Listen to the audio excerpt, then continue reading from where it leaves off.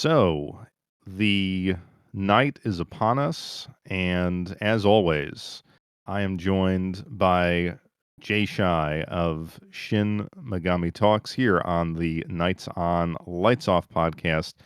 I'm Will from the Game Escape channel, and this is episode 6. It's been a while. We've had some stuff going on. So May bled into June, and now we're in July. Jay, how you doing tonight? The night is very good. I'm looking forward to it. I think we both have plenty to talk about after both of us came down with colds, and that's way ahead of us and well behind us now. So uh, I'm looking forward to chatting about this because I think we have a lot to talk about. Yeah, I think this is going to be one of our epic episodes, and we are long form content people. If you've listened to the show, I mean, we have done hours and hours and hours of valuable information. But yeah, I think tonight is going to be a very interesting episode. Yeah, I agree. I can't wait because there's some things that I've been holding back that I said I wasn't going to talk about until the day came. Yeah, me too. I mean, there is a lot. So, we traditionally start. We're not kind of like these long intro people and guy talk and all of that. We like to get into the gaming. What have we been up to? And like I said, it's been a couple months. So, yeah, what have you been playing? Well, I've been chipping away at that game that we spoke about. I think it was either 2 episodes ago or an episode ago. Trinity Trigger. I've been diving into that game like crazy. I'm at the final stretch of the game because you can kind of tell you're at the final stretch is when the main villain shows themselves in your RPG, and then you're like, well, it wasn't this person kind of thing. You're like everything is coming together, and I'm I'm at that final stretch of a JRPG where you get the final weapons of your characters and all that stuff. So I'm like, all right, I'm almost there. So I've been playing a lot of that, but I've also been, I guess, bouncing around here and there. I find myself uh, in this weird stage right now where I'm playing games that remind me of the Nintendo days. So I've been playing a lot of platformers lately, and not platformers in terms of Mario, but I've been playing. Let me see. So I just got this game on the Nintendo Switch. I don't know if you've heard of it. It's called The Mighty Goose. Have you ever heard of I have that? I have not heard of that at all. I Okay, got to I look it think up I now. I think you should buy it. Just watch the trailer.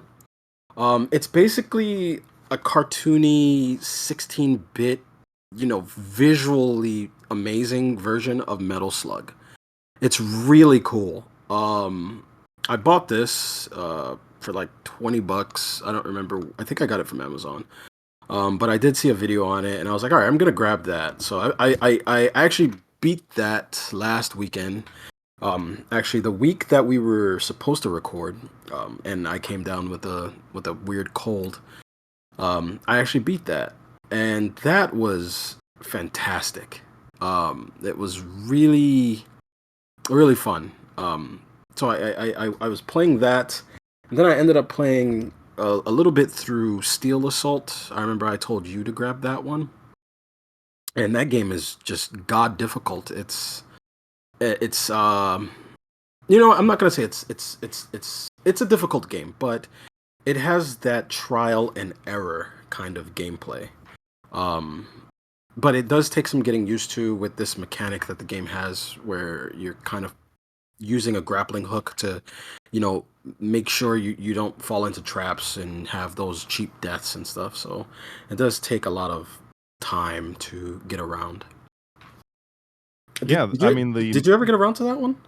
I did not. I did not. I'm looking at it here and I'm like, "Oh yeah, I was supposed to buy that." And I just it just went by the wayside. This Mighty Goose game looks really interesting. In Oh, fact, I see it on the Steam sale at 60% off, so I may pick that up right after the podcast and then try to grab the physical version at a later time. But because I love Metal Slug, I think Metal Slug is one of the great 2D platformers of all time. Agreed. Agreed. Metal Slug 1 and I would say Double X is really good. Um, but Mighty Goose is really good. You can really feel the Metal Slug influence, especially when you where you grab a new gun like a machine gun. The you can hear the voice actor. It sounds like the voice actor. He'll just say heavy machine gun, and it has the exact same thing. The only thing that the game doesn't have is the one shot kill. The goose has a health bar, so it kind of gives the game some kind of current. I wouldn't say current. Uh, I would say that '90s health bar when you get shot, you just lose a heart or whatever. But it's really good. I definitely recommend anyone who buys it. I mean, anyone who sees it, just buy it. It's really good if you're into Metal Slug. Um, Another game that I recently picked up that was surprisingly very good was Guardian Moonrider. I don't know if you've heard of that one. I have not. See, that's why this podcast is so good for me, is I'm learning about all of these things. Oh, I have not heard of that game. okay, so Vengeful Guardian Moonrider is made by the same team that did Blazing Chrome. Okay. It's made by them. It plays like, if I had to say it played like anything, it reminds me of what's that super rare Super Nintendo game that was only sold in Blockbuster? I forgot what it's called. Do you know Oh, what I'm man. talking about? Hagane. Uh, oh, yes, yes, It yes, yes. plays like Hagane, but like very very trippy. Like it has, I wouldn't say trippy. Trippy is the wrong word. Very '90s cyberpunk is the word I'm looking for. It has a lot of influence. You can tell from what '90s, I guess, body horror, robot body horror. It has a lot of that. And it's like fast paced, but I mean it can be fast paced, but it has the Mega Man select your level kind of thing going on, but it changes up the game like when you're playing on certain levels. It's really cool. Sometimes you'll be running through like a burning down facility, or you'll be driving on a bike shooting at floating robot heads in a metropolis that's lit up by all these red lights, and it's really cool. I 1,000% recommend this game. It's so Well, good. the question is, will it be as valuable as Hagana? Isn't that one of the, like, Uh, crazy, yeah, $1,000 type games? Hagane is what, like $500 now? I don't know. I stay away. I steer clear of Super Nintendo unless it came out yesterday. I try to stay clear of Super Nintendo games right now because they're so expensive. Yeah, I learned that lesson a number of years ago. I kind of stopped collecting, and I feel like there was maybe 6 years ago, 7 years ago, there was the real Hmm. boom, but I think, some of the prices of the more common stuff have come down, but those super rare Yeah, ones yeah, are crazier than ever. yeah. What's a super rare Super Nintendo game? I I can't mean, I there can't really think of one because everyone on the internet always talks about the NES. So I mean, you can always say Little Samson, but whenever you think about Super Nintendo, it's always difficult. I feel like there's a couple of, RPGs, like there was a Eidos RPG that is kinda like later in the lifespan, and it's super expensive. Hagane, Mm. um, Hagane, man, Hagane is one. I know Final Fight Guy was expensive for a long time yes. because that was what Blockbuster exclusive as well. Yeah, there's like I said, I've been out of the Super Nintendo game for so Same, long, same. but, yeah, I mean, like, I remember my friend had a copy, like, complete in box copy of, Turtles in Time, and I have that. the we were talking to some guy who owned a video game store, and he was like, "Oh, I'll give you $200 for that." And For if Turtles he in was Time? yeah, and, this might have been, I don't know, 3 years ago or something, Oh, okay. Okay. and I feel like if, the guy was offering 200, what is this game selling for? Now maybe Yeah. that's one of the ones that have come down, and that's a great game, I don't know if I would pay, you know, $200 or above for it. Luckily, I got that game as a gift, as a Christmas gift, so um, got that scratched off my list. That was good on me. I'm bragging. I'm sorry. Hey, we've reached the point, in life where we've got to be proud of all the stuff that sits on our shelves. It's like we put in the time. We were collecting before it was a thing in social media. Right. Yes. Yes. I did get a couple more games. I'm not going to talk too much about this because I feel like there's a segment that we should discuss, and it was something on my mind. And I said, I think we should talk about this. But before, let me also say the rest of the games I got. So I did get another Switch game. It's called They Always Run. It's an interesting platformer. I didn't really spend too much time on it. I just kind of played through the first tutorial and did some stuff. It's really interesting. I would definitely. I wouldn't. It's hard to recommend because I feel like it's one of those games where you have to be in the mood for. But it has an interesting platformy take. The character has a third arm that you have to use by holding the R trigger and moving the right thumbstick. It does other things. It's really cool. It has a cool combat mechanic, which I really enjoy. Um, the next game that I got was a game called Proteus. It's like a Doom pixelated first person shooter. Really cool game. Fast pace. But I think the only con that I have with the game is that there's no consequence for dying. That's the only con that I have with the game. The game is brilliant though, but when you die, when you respawn, all of the enemies that you killed before are always dead. So they don't come back and try to make you have to fight through them again to get better at the game. It just kind of holds your hand a bit. So I even on the hardest difficulty, it has that exact same mechanic. So that was a bit disappointing. I've Um, I've heard good things about that one. I either have that and I haven't played it, or I've heard about it from a few different people and need to play it. But either way, I'm going to address that after the podcast because like I said, it's gotten some good press. yeah, I think that it's a game that you should probably get, especially because they've announced either it's DLC or it's a sequel. But it's definitely taking inspiration from the new Doom games, not the old Doom games. It's like Doom 2016. It's taking inspiration from there because the DLC or the sequel has the whole shotgun with the grappling hook thing going on. So they're definitely taking some sort of inspiration. But it's not bad. It's a good game. The next game that I bought, and I think everybody should buy this game. This game is fantastic. It's a game called Gravity Circuit. Have you heard of this? Or I or seen it on hmm, PlayAsia. it I've seen it sounds on PlayAsia. familiar. I've seen it on PlayAsia a couple of times, and then I found out that it was getting localized in the US. So I said, you know what, I'm gonna wait. I'm just gonna buy the US version. And this game is fantastic.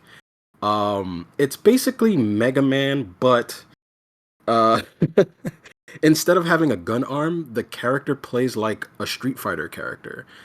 Um, he punches, he kicks, he has hurricane kicks, he does shoryukens, he does all of this stuff. But he also has this mechanic. It's a grap. I notice a lot of games are using this whole grappling hook thing because you can really, do things with that. When you defeat an enemy, they have like a color grade before they explode into bits. You can use your grappling hook to reel them in and hold them in your arm and then launch them at other enemies. It's such a cool mechanic. It's a really cool game. I think everybody should buy this game because it's so good. Oh yeah, now that I'm looking at it, you had texted me about this one, and yeah, I have not played it, but it Just watch looks the it looks trailer. awesome. If you watch the trailer, it hypes you up so much. It's so good. Um, Now the next game is a game that you saw that I got. I got my hands on the limited edition of Trails Through Daybreak. That's a Legend of Heroes game. That's a Falcom game because I'm gonna do something really really crazy that we're gonna talk about later.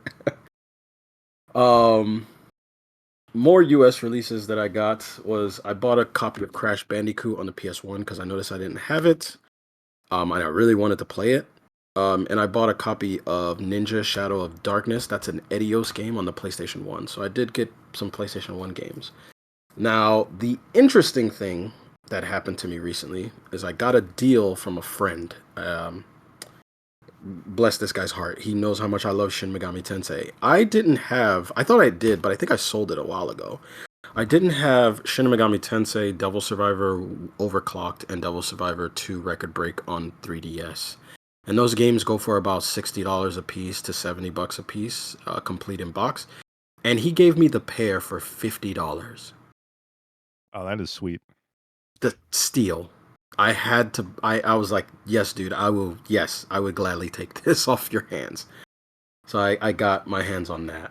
I also got my hands on a 3DS game. It's a Ghost Recon game, but I remember seeing this and I remember looking at it when a long time ago. And there's a Ghost Recon game that is a tactical RTS.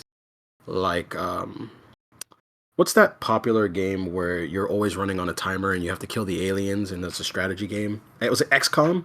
XCOM, yeah. Yeah, it kind of looks like that, but on a 3DS. So I bought that. It was like $8 because I just have this weird feeling about this game. You don't see Ghost Recon games that look like this, so I figure I get it. And the last two games that I got that are American release because I'm saving the Japanese releases for later.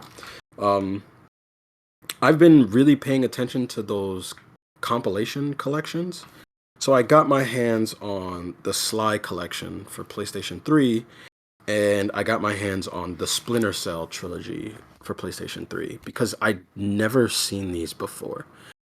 I just have this feeling the games that have multiple games on it are going to be really, really hard to find later. So I figure I just grab those for cheap while they're still cheap. And that's it for my releases. What about you? What'd you? Oh well, you have a large Japan playlist, don't you? Yes, I do, and it's funny, so I came home with, I think, like, 46 or 47 games, Like the Lord. and, I was saying because on the Discord, I started showing some of the stuff that I had picked up, and I was like, I there weren't a ton of real deals to be had Hmm. in terms of like, I was texting you some pictures of things where, the prices that some of these stores were charging were kind of like eBay prices. Maybe you get a little bit of discount with the exchange rate, but I didn't find anything in the wild that was crazy. And so, when you're overseas, it's my first time to Japan. I was like, I'm not going to game hunt to the exclusion of other things. Hmm. So I switched up my strategy and I was like, you know what? I'm just going to pick things up that are interesting to me Yeah. for whatever reason. And so I did that. Now 46 games. I'm just going to say 46 games. Might be 47. But that's a lot to play through. So right now I am in the process of working my way through these games, some of which do have language barriers that I'm trying to overcome. So I'm going to do a video for my channel where I kind of give my first impressions of every single one of these games. Mhm. But I let's see, can I give a few highlights? I mean, I picked up, and I think I sent a picture of this, like this PS2 Sunsoft collection. And that was maybe the most expensive single game that I bought. I think it was somewhere around like 9,000 yen, which That's might not bad. be, yeah, sort of like $55 or $60. And on Oh eBay, man. it's kind Yeah. of going for, over 100. But what I didn't realize is that there are only two games on it. One is called, I think, like Galaxy Fight, and the other is Waku Waku 7. Oh, you got two And good games though. Those are yeah, really good games. Galaxy Fight is pretty tough though. it is extremely tough. I mean, I've It's played pretty some. tough. I was like, "Oh, great, Sunsoft, like old school games." I'm like, "Oh, just these two fighting games." And I started with Galaxy Fight, which I'd never played, and yeah, it was brutally difficult. Yeah, Uh, that fighter, you have to kind of play it kind of anticipatory. Like you have to anticipate that your opponent is going to do things and then you have to frame read. It's really weird. I've only beaten the first three stages of that game. yeah, I was a little like, oh my god, I don't know if I have the time and skill to work my way through this. But then I fired up the Waku Waku 7, Great and game. that is an amazing game. And I Yes. played it initially on the Saturn, and then I had it on MAME and stuff like that. But this version is absolutely excellent. I was pumping it through the RetroTink 4K, and I, tweaked it so it had that pixelated, like Mhm. Sony PVM look, stretched it out to the screen. Some people think that's sacrilegious, but it has this scaling feature where it keeps it relatively clean when you do that. Mhm. And, had a, the speakers were going, and I was like, wow. I probably overpaid because you're just getting these two games, but this is the best I've ever played Waku Waku 7. And I have that Brook fight stick converter for the PS2, so you can kind of plug in modern fight sticks. Oh, okay, that's cool. Yeah, and with very minimal input lag, so it was just the best I've ever played that game. Very nice, very nice. So, yeah, I mean, I haven't given these games like enough time to do the kind of like mini reviews that you do. So I'm just gonna save some of them for this, or save that for this video. But I've got, as far as what I've been playing, um, something that I was very excited about. And, leading up to my trip, I was extremely busy and I did not get to do a lot of gaming at home because I was trying to tie up loose ends and Mhm. set things up at work so I could kind of like disappear for 2 weeks. But uh, I did the my Virtual Boy personal histories video. Yeah, I watched it. And It's good. yeah, and in that video, I talked about, oh, I was able to get this emulator up and running on an old 3DS. So to do that, I had to mod the 3DS, put a custom firmware on it. And once I was finished with that video, I was like, oh, I wonder what else could this custom firmware do? And it was absolutely amazing when I saw the functionality of this. So if you look in the description of that video, I have a link to the website that I use. I think it's called like 3D Hacks or 3DS Hacks. And it basically transforms your 3DS. You can, one of the things that was great for me was you can put your physical games in and you could just rip them right to the 3DS. So you could basically digitize your whole collection, That's or amazing. But yeah, or at least, how does the memory work, like, in terms of, like, loading all the games on there? well, I should say, I mean, I didn't really load all the games. Like Okay, okay. you're limited to like 32 gigabyte, FAT memory card, Mhm. or the FAT32 memory card. Now I know there are ways to like spoof the partitioning so you can put in a 500 gigabyte card. Right. I didn't have time to do that, so I was just down to the 32 gigabytes. And you can get probably 20 games on there. Um, but yeah, I have to play around with like actually getting a bigger memory card.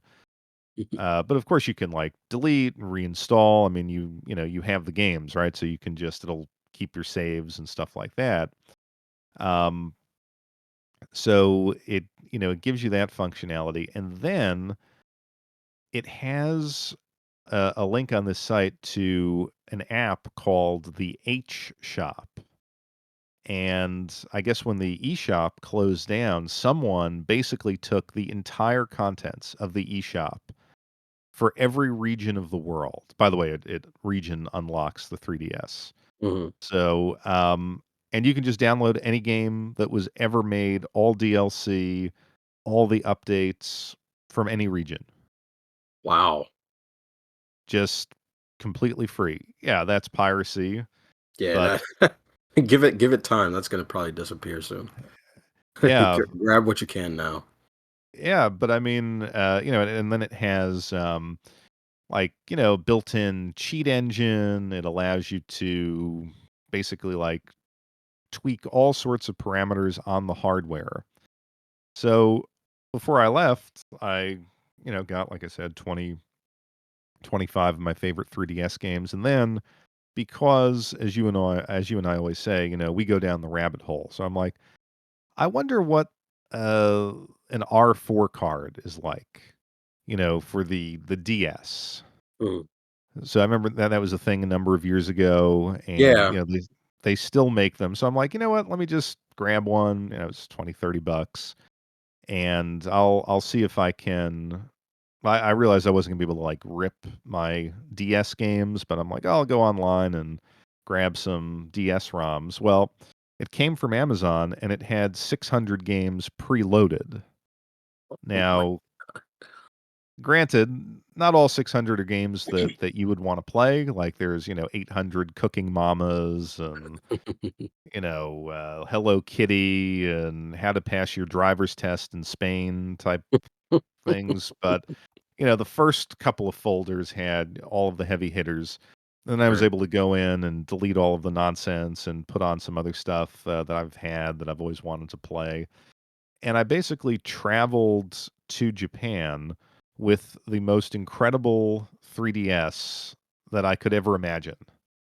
And it really made the plane trip go smoothly.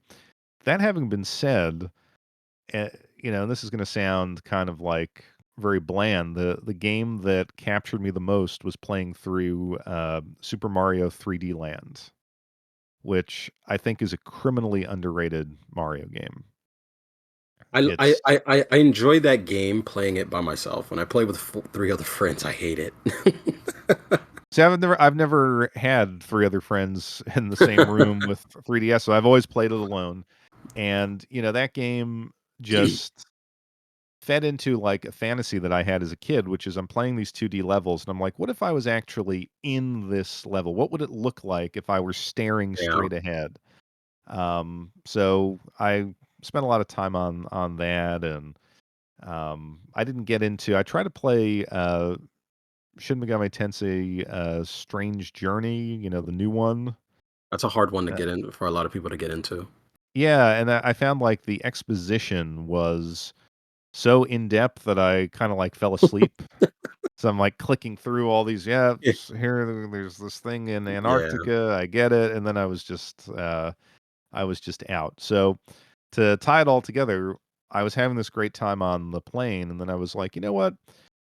I used an old 3DS to do this. I have a new 3DS as well, but I'm like, hey, in Japan, let me see if I can get a deal on a new 3DS XL. And to my shock, I was going around and these things were like going for like 200, $250. wow. Yeah, and it was like the same, like you had asked me to look for The the Vita, orange Vita, and yeah, I found it and it was at the same price. yeah. So I was like, "Oh well, I'm not paying that. I'll just deal with the old one." But on the last day or the next to last day, we were back in Tokyo, and my wife needed to do something near where her office is. So I just happened to see a Book Off Plus, and this is like not in the heart of the city, like really kind of like in the outskirts, where no tourists would venture. Mhm. And I went in there, and this was an incredible store, and you know, I'll tell you offline where it is. I'm not going to ruin it by saying it online, but basically, I found a great condition, used, new 3DS LL for I think like $84, Oh wow, that's not bad. which is That's cheaper really good. than you can get them even on eBay here. Yeah, that's really good.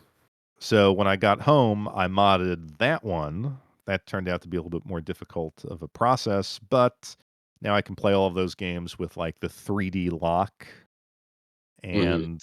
And believe it or not, I've actually still been playing it, even though I should be playing these 47 games that are sitting on my floor. So that's kind of like my story. And now, the summer slows down a little bit for me. And I'm looking forward to in like the next 2 weeks to like really go through these games. I've started a little bit, I've had fun. Probably by the end of the month, I'm going to do like a long video going through all these games and showing some footage of Japan. That that sounds amazing. I can't wait to go. But can we discuss what's going on with the yen conversion? Yeah, it What is. is what is happening there? I mean, it was great for us. Yeah. I don't. It was like the lowest it's been in at least 5 years, maybe 10 years. Um, Having U.S. dollars in Japan is an amazing thing It because it the is. whole trip was, of course, it costs money to get over there. Yeah, always. Yeah. Um, but since my wife was on like a business trip, like her ticket was covered. So we only paid, one airfare and only 1 week of the hotel, which was sweet.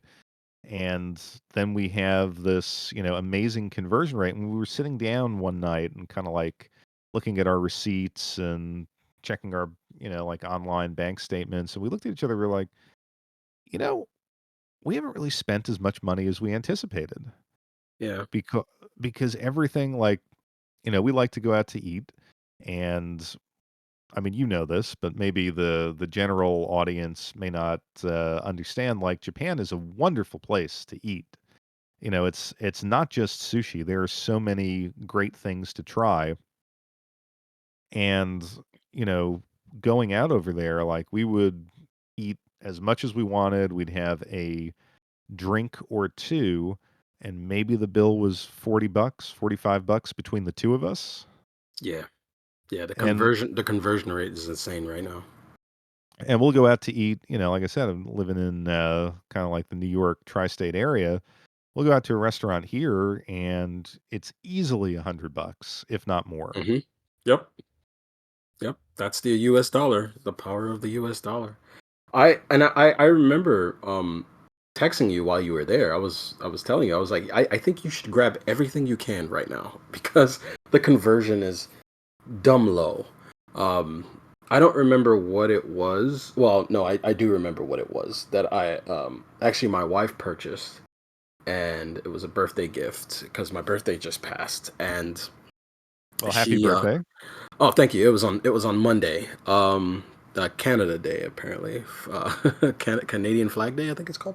Yeah, But Canada Day. yeah, but she made a purchase for, what was it? I'm trying to think if I remember. I think it was 19,000 yen. I remember the conversion for that years ago. 19,000 yen, or I would say 19,960 yen would be roughly a hundred and maybe $80, maybe 175, somewhere around there. And we did the conversion on this birthday gift that she got me, and it turned out to be $119. Wow. That is a huge drop. That is ginormous.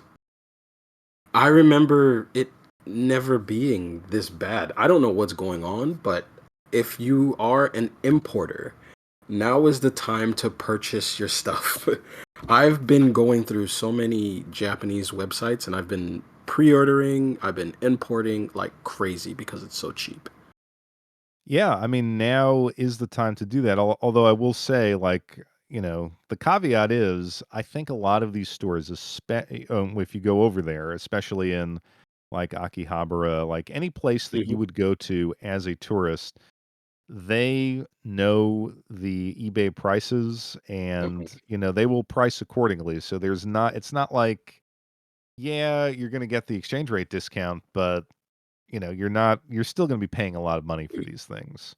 Hmm. So what I found really was if you are a kind of like an experimental player or you're like a niche collector, like let's say, if you have Japanese reading knowledge and you Hmm. like anime, those visual novel games for the Vita and the PSP, I mean, they're 500 yen or less.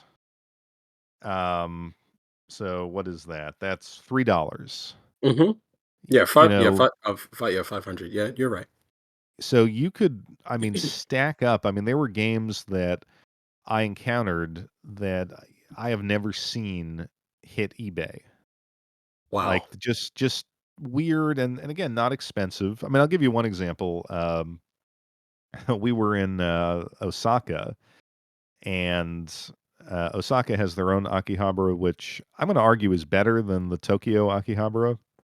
They Hmm. call it Den Town, and this is going to sound very weird. So my wife and I were walking along, and I noticed, I'm like, oh, this store has video games. So I pop in. It was actually a porn store. But to get you into the porn store, they had like retro games, like just two rows, and then the rest of it was porn. But in there, I found this PS2. I think it was called like Gundam Year One, and again, 500 yen. So this is a Gundam, kind of like a virtual on type game. Wait, what console was this? PS2. So it Ah, it played very much like Virtual On, that's and interesting. yeah, which is a very fun game, but it was interspersed with um, an anime, like a story from that original Gundam. So like hand drawn cutscenes, and I was having quite a bit of fun with it. And usually, I don't like those Bandai Namco like 3D space fighter games. Whether it's One Hmm. Piece or Naruto or Dragon Ball, because I find them rather tedious. But this was just Bandai. It was before it was Bandai Namco. Yeah, yeah. And it was like I said, it was for like playing Virtual On. Um, $3. Like those are the That's types of insane. yeah, that's what you have to look for over there. Um, Oh, a couple of other it looks like it's the third game in in a trilogy. okay, interesting. Yeah. Um, so a couple of other things that I noticed over there. If you like um N64, I found like absolutely everywhere I went, immaculate N64, complete inbox games for the most part between 1,200 and 2,000 yen. Hmm. So that is pretty sweet. And then believe it or not, the games that were the most expensive, where I was like, oh, wow, this is, too rich for my blood, was Mega Drive. Yeah, Mega. I, you know what I noticed. I don't know. I don't know if anyone else notices it. I noticed that all the cartridge based stuff in Japan are pricey. CD stuff doesn't seem all that bad. Yeah. Like Famicom, Mega Drive. What's the um, what's the Neo Geo one, the big giant one that's always a fortune? Oh, yes. Yes. Those, AES, MVS. yeah, MVS. All of those are like whenever I watch Japanese collectors go through like Akihabara or they go to a hard off, like all the cartridge stuff is pricey. The only time you always see if you see like a lower price game that's cartridge based is if it's on regular Famicom. But if it's Super Famicom, it's always Super Famicom and up, that those generations. N64, like you said, always going to be pricey. Well, I mean, N64 was the exception because it really wasn't crazy. Mm. But yeah, R- Mega Drive, Neo Geo, definitely. I didn't see a ton of Neo Geo, but You have to go that to Mandarake if you want to see Neo Geo stuff. They always have Neo Geo stuff. yeah, well, I went to Mandarake. It was actually right. It was like 2-minute walk from our hotel in Osaka, Oh, which was nice. very dangerous because I Oh, could. your wallet. Yeah, I was just like, "Oh, honey, my back's a little stiff. I'm just gonna go for a walk." And I'll be back. I'm just a couple minutes around the block. I was the same way when I took that trip to New York and I found that one shop and I was there every day. And she's like, "I'm coming with you to make sure you don't do anything stupid." Japan is gonna be worse for me when we go. Oh man. Y- yeah. Of course, now you're traveling, with a spouse. Hmm. So, your spouse wants to do shopping as well. And, we were lucky because I guess the airline that we flew, that I don't know if she has like a deal through work or whatever, but we could get, two bags each, and each bag had a weight limit of 70 pounds, which is That's unusual. interesting. That's Yeah. But I think I want to say that's not normal. I think it's just because, it was like her company flies people out there, I mean, every week. okay. So, but it, could I have filled up 4 bags myself? Yes. Yes, yes. But for the ladies, like, clothing, apparently, like, there's some brands that you can get that, you can't get over here, and, my wife bought a life-sized Mario. Oh wow. Yeah, and it was funny, I was like, so basically, like, half of one suitcase is like a body bag, like we murdered somebody. She's like, "No, I'm gonna make it work." That's so cool. Um, we're kind of, you know, you're always constrained a little bit, so it's always this dance of, like, what should I buy? What's worth it? Um, and I told you I had, like, a hot take, Oh so here's my yeah. hot Oh yeah, I have a hot take too. yeah, here's my Japan hot take. Wait, are we gonna make people mad? Because I think my hot take is probably gonna upset some people. Um, Are you well, gonna upset people with your I hot take? think, I might. Okay, let's see. Um, Let's see. I mean, I think this hot take is going to, like, dispel romanticism rather than, piss people off, but we'll see. So Okay. my Okay. hot take is, you know, um, as importers, we Mhm. have our sources. And out of Right. respect for you, we said before we started, like, we're not going to go through every single source that we have and why it's great and everything. But, if you're a dedicated importer, you know your sources, Mhm. and with the exchange rate, as you just described, Yep. it's still pretty good to import.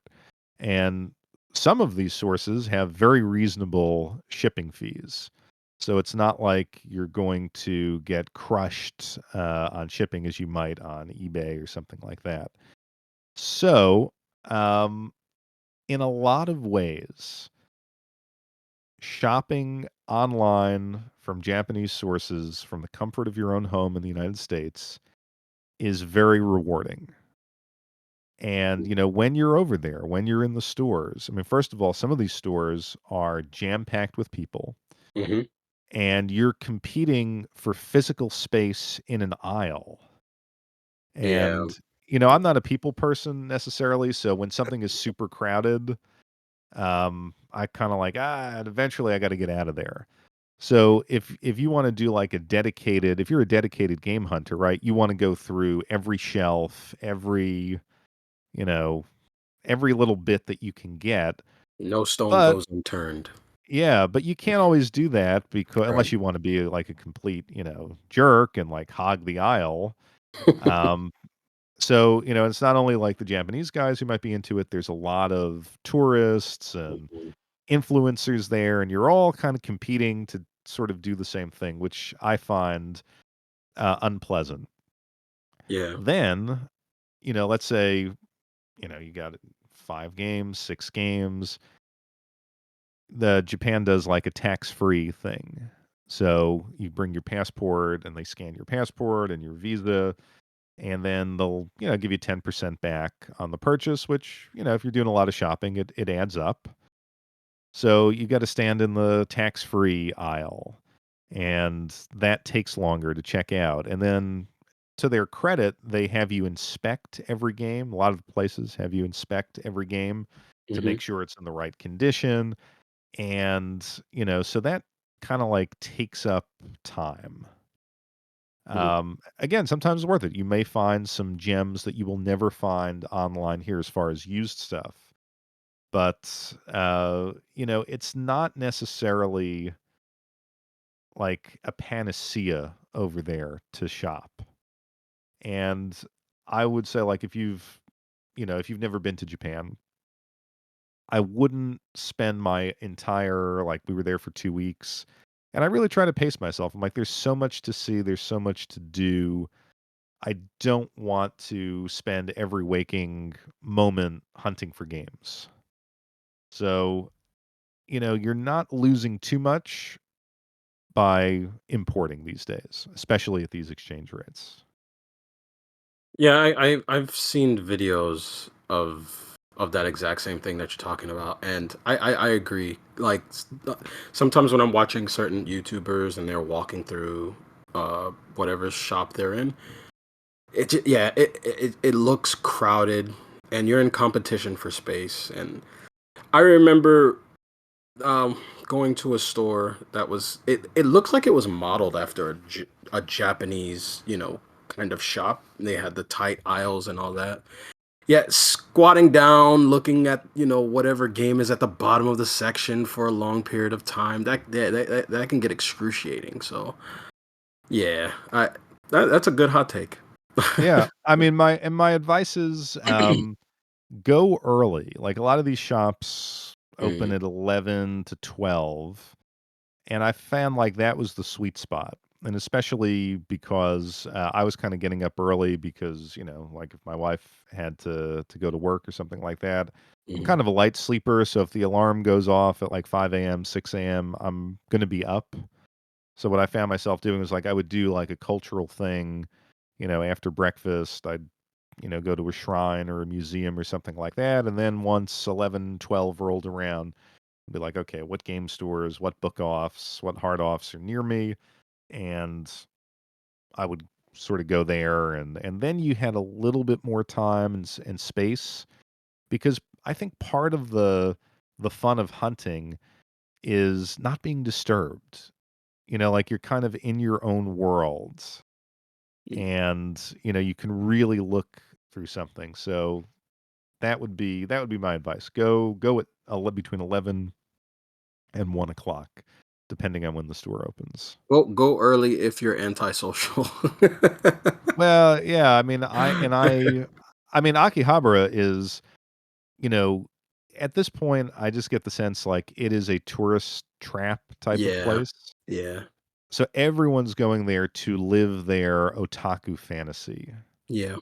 There are very few, like, at least that I saw, like, Japanese guys, like, there shopping. Like, Hmm. it's most or shopping, like, It's a you tourist know, magnet now. it is a tourist magnet. Like, there were a few, and there were some places, like, I forget what it was called. It was like this something radio, Tokyo Radio, and it was just floors and floors of all sorts of electronics. Like, you could get old, vacuum tubes for radios and circuit boards, and that had a little bit more of a mixed audience. But, like, if you're going to Super Potato, in Akihabara, every tourist who has a remote interest in retro gaming is in that shop. And, like, they Yes. know it. You're not Yep. gonna get you're not gonna get great deals on, like, the hot stuff that stands out.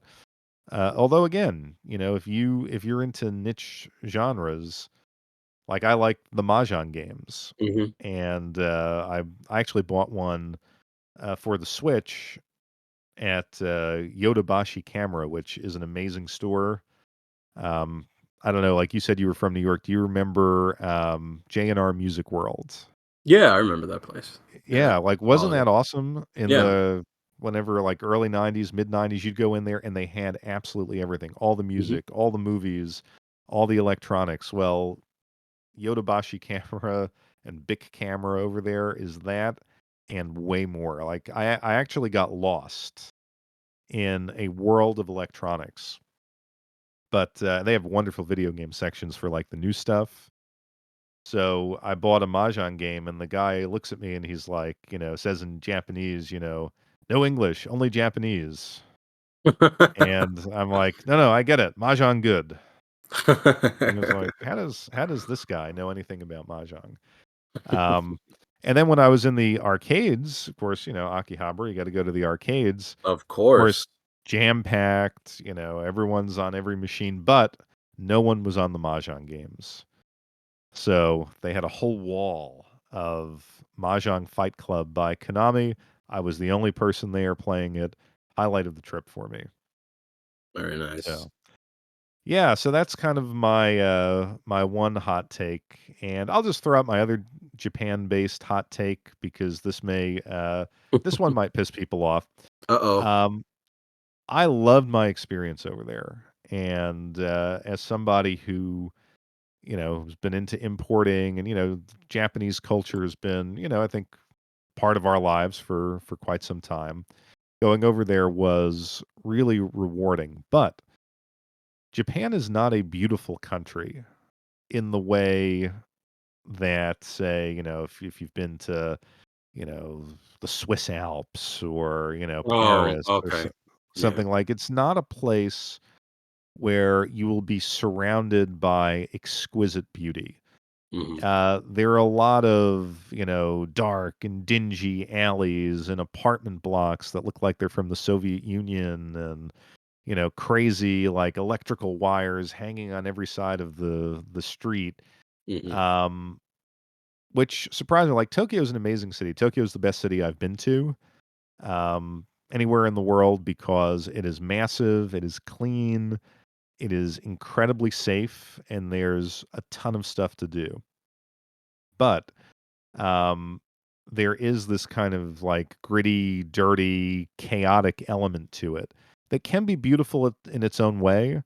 But I feel like, if you've played a lot of video games, Persona or, Tokyo Xanadu, or you've read a lot of manga or anime, like you see these landscapes and you're like, oh, feel like I'm in one of those, cultural artifacts. But if you're just a traveler, and you're looking for beautiful things, I think Japan has it, but not in the same way that, you know, Italy The or the France I or Switzerland. the idea is better in your head than it is like if you were to actually be there. Yeah, I mean, I'll give you an example. We one morning, like there's a street somewhere in Tokyo that my wife knows that sells a lot of like kitchen stuff. Mhm. So I can't remember where we were, but we were in like, some, beautiful, nice part of the city. And she's like, oh, I know the way from here, so let's walk to Mm. this street. And we're walking through this neighborhood that was like stuck in time, from the 80s. And I'm kind of looking around and I'm like, wow, this is like a little dingy. It feels old, but I actually saw real people living their real life. And I found that really rewarding to experience to like, this insanely busy city where I was like riding the subways constantly and I was in a sea of humanity. And then you just stop in this little transitional group of streets with the narrow alleys and the old buildings. And I'm like, oh, this is really wonderful to see, but it wasn't aesthetically beautiful in the way that I Yeah. think a lot of travelers are looking for. Kyoto was another example. Everyone wants to go to Kyoto. Uh, you know, my wife likes to follow travel influencers, and they have all these pictures. They're in a bamboo forest, and they're, at these shrines, and those things are there, and they're wonderful. But Kyoto's like an old, dingy industrial city that happens to have these historical, landmarks within it, and you just have to travel through, the grime to get there. Mm. So that was kind of like I would still encourage people to go. Definitely, it's an amazing country, but don't think that everything will be like a pristine anime The image. yeah, the anime beauty. I Yeah, think a you're not lot gonna. I think a lot of people go there because they're blinded by the anime beauty of Tokyo. Yeah, but on the flip side, and this was maybe one of the more interesting things. Like, if you've played a lot of video games, so we like our RPGs. I love the Yakuza series. I Mhm. found myself like in spaces and locations, that I was at in these games, and I actually like knew where to go. We Oh. were yeah, like we were in Osaka, and we're in that Dotonbori, which is kind of like the main strip down by the water, restaurants, entertainment. And how many Yakuza games take place there? I mean, at least half of them at this point have some kind of section in Osaka. And I was able to say to my wife, I was like, "Oh, like let's go down this street, and if we come out the other way, there's a store here." It was amazing. Like, you'd come upon these places, sometimes explicit like that, other times. The first day when I got to Akihabara and I walked out, and I'm like, "Oh, I know exactly where to turn because I was here in Tokyo Xanadu." Um, or in Shinjuku, like I was able to not Shinjuku, Shibuya Crossing.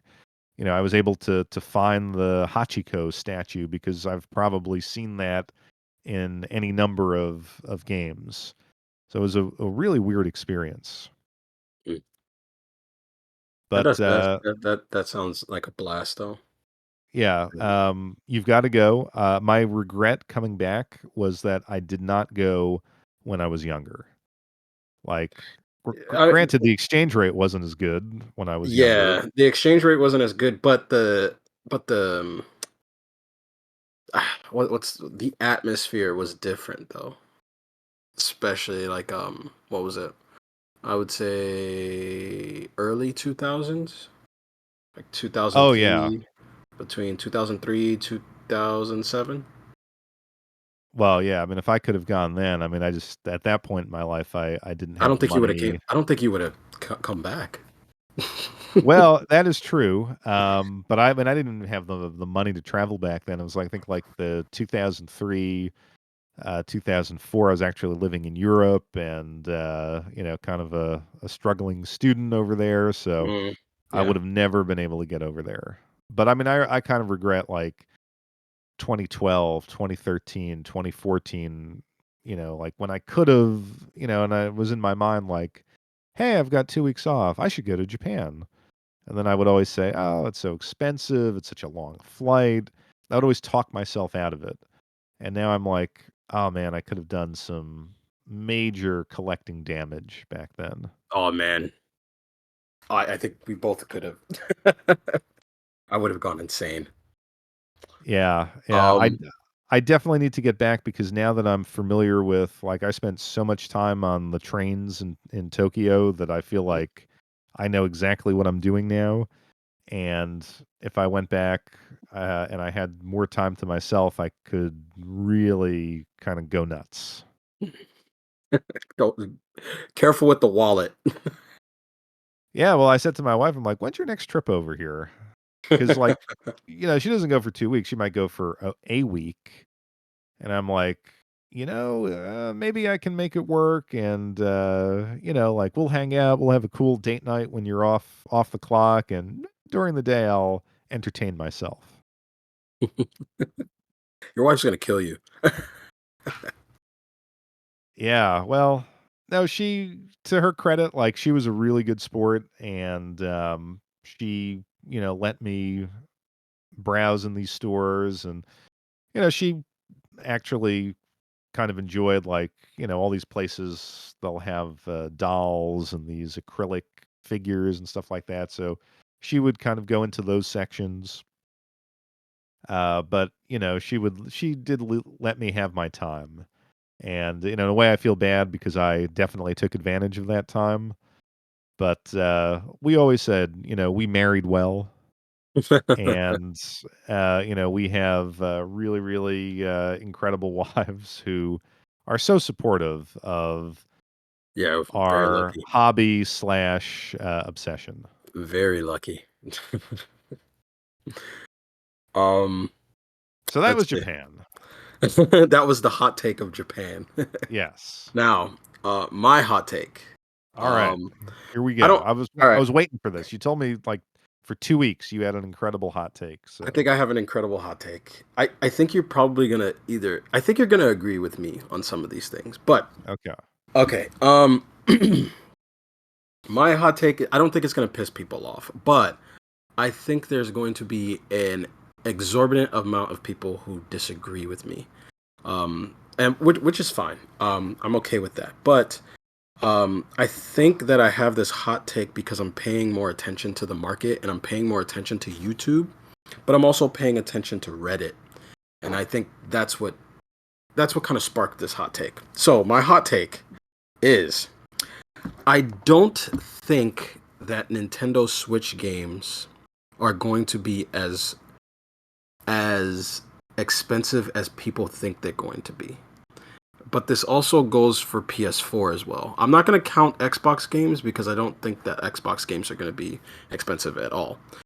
But don't I don't feel the exact same way that I felt a couple of weeks ago now. And I'll explain why.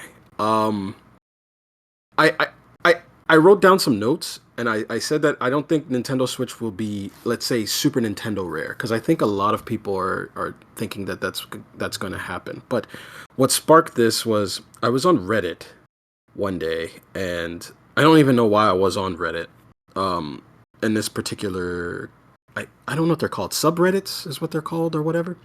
And it was a subreddit called Nintendo Switch Collecting. And when I click, I just had to click on it to see what was inside it. And the first thing that pops up on the screen is uh, collection update. And this one person had, let me see, it was, I think they said they had 2,200 Switch games. And it Oh was my just god. and it was just a bookshelf full of all this red. But it was actually three bookshelves together with smaller IKEA shelves around it with just 2,200 Switch games. And it got me thinking. It was like I wonder how many other more people in this same chat have this exact same number. But one of the things that dawned on me was when you go on YouTube and if you just type in the words video game collecting, it's mostly Switch. It's like switch this, switch that. And I think that the hobby, I wouldn't say the hobby. Switch collecting has too many speculative collectors. Um and what happens is if you have too many people speculating on a market that might happen, that means that everybody who is already collecting that's in the market already has everything. So by the time the market is supposed to be where it's supposed to be and the prices are supposed to be up, they're actually going to be down because no one's buying everything because they bought it all already. Um, the other thing is that I really started paying attention to is I think that the Switch being region free kind of hurts the console in terms of I wouldn't say it hurts the console and being collectible because you can collect video games without it worrying about price and all that stuff. But I know a lot of people speculate because they want a lot of collectors want the price to go up. But with it being region free, that means that you can collect North American, but if you can't find the North American version because it's too expensive, you can just buy two more other regions because they're all have the same English in it. So I think the console being region free kind of hurts the growth of the price that people are speculating that might happen. The next thing that I noticed was that the Switch actually has too many games. It has way too many titles. And what I did was I kind of started looking back at all the other console generations, and the Nintendo NES that came out in 1988 has 807, was it, no, 685 games, I think it has total, and that's North American. Then you have Super Nintendo that has 700 and something odd games, and 86 games. 86 of those games are not US. They're imports or Japan exclusive. And then I looked at I kept going up to like PlayStation, like N64 has 500 games, 500 plus games or whatever it is. PlayStation 1 has about 800 games. Then when you go up to PlayStation 2 has about 2,000. And then you keep going to Xbox or PlayStation 3, it's about 4,000 around there, 3,000. When you get to the Nintendo Switch, I didn't even know this, but I had to look it up. The Nintendo Switch has 11,000 titles plus. And those are all physical? Yeah. Oh my god. So so I highly doubt that this console is going to be expensive. Like, oh my god, you gotta get this game. And the other problem too that I notice is that there's too many people making videos saying you should probably buy this because it's probably going to be this later on. And when you do that, you have all those people go out and buy it, and then the people that actually buy it, they don't need it when it gets rare because they told everybody else to buy it. You see what I'm saying? So it's Yeah. so I think that if you're going to collect for the Switch because there's games on it that you want to play and that you enjoy. But I think if you're collecting because you think the price is going to spike, I don't think that would probably be a good idea. Now there are some games that are, I would say there are some games that's like weird, like what's that? Like The Messenger. That's a pretty expensive game, and I'm not sure why. I keep trying to like look up why it's rare, but I just don't see why it's rare. But I will say this. One of the other things that kind of has me worried. Um, I would say it only has me worried because I like importing. But I started to notice that there's like weird things happening where companies are removing the English from Japanese releases. Really? Yeah, there was a what was it?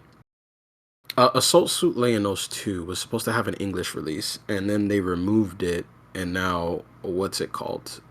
Limited Run is going to be printing that game in the U.S. release, and it's going to have English. Then I found out that there's this one game. It's a Goblin Slayer game that a lot of people wanted to play. The Japanese release had English, and when people pre-ordered it, there's like an update that removes the English from the game. So if they're able to remove games in different languages from games, I think that's something to be worried about as a import collector. But um I think for games like Assault Suit Leonos or a platformer, if they remove the English, it doesn't really bother me. If they remove it from a shmup, it doesn't really bother me. Um, because I feel like you can just play those games without it, and we've done it for years. But for other games, it kind of worries me. RPGs and other platformers with story, in-depth stories. The removal of English is kind of worrying. But that's my hot take. Is that I don't think it's going to be if we continue on this road. I mean, we give our advice as well, so we're lumped in that, but because we love talking about these games. But there's just this large influx of people talking about buying this game because it might be this, or too many speculative collectors. Because you also have people leaving other collecting hobbies to come into our hobby now too. People are dropping comic books to come into video game collecting, or trading cards to come into video game collecting. So that's my hot take. I don't know do you agree or do you disagree? Any counter acts? Well, I mean, there's a lot to digest there. Hmm. I'll start with the point you ended with, and so that's like removing English. I was not aware of that. Do you think it's actually like limited run, cutting a deal with these publishers? Hey, get the English out of there, and we'll release it in the U.S. Like, is it a nefarious ploy by these, FOMO publishers That's a good to? question because I wish I knew. I remember I had Assault Suit Leonos 2 pre-ordered. I'm still gonna buy the game. I'm gonna get it on eBay because I refuse to purchase anything from Limited Run. But um, the game originally was going to be shipped with English. And before they shipped it, um, I was told that by a friend of mine who he runs a video game store. He was like, they're removing the English from the Japanese version because Limited Run is going to be selling it. And I actually looked it up, and Limited Run is, yeah, they're getting ready to start selling the game. Um, but the Goblin Slayer one is the one that worries me because those games shipped with English, and now they're removing it. So that worries me because if you could just take out a language with like an update, that's gonna suck later on if they try to like you know restabilize certain markets. You know what I mean? Because I think that there's a lot of there's an influx of people importing now, especially with Play Asia. Play Asia's huge. I remember a lot of people didn't know about Play Asia, but a lot of people know about it now. Oh yeah. I mean, I remember discovering Play Asia in like 2006, 2007, Yeah. and I was the happiest guy. I was like, "Oh, finally." It's easy to order from. They have Yep. the new releases. I actually used to get from them like Japanese PlayStation Store codes. Mm-hmm. So I could go on and like, download the digital only games on the Yep. PS3 Yeah. back in 2007 when that was like a rare thing to actually, have a Japanese account. Um, yeah, I've been with them for so long. God. Uh, I remember finding out about Play Asia around the same time you did, and I didn't tell anyone about it because I just felt like I was part of this secret club that didn't know about about Play Asia. You know, it's just like this is my secret. What my friends come by, it's like, where do you get this stuff? It's like I can't tell you. uh, I just loved it. But everybody knows about Play Asia now. You know, so yeah, and to their credit, they do the East Asia Soft publishing, yeah, so yeah. I mean, it's kind of like a limited run type of thing, but I feel like they're better than limited run. See the difference with them though, East Asia Soft, the thing that I like about them is it's exclusive to them and they don't have to worry about anyone else, you know? With all these other publishers, it's weird um like with limited run, I don't know how they got their hands into the whole Assault Suit Landos thing because that's made by that was what's City Connection, I think is the company that does that one. And City Connection has nothing to do with,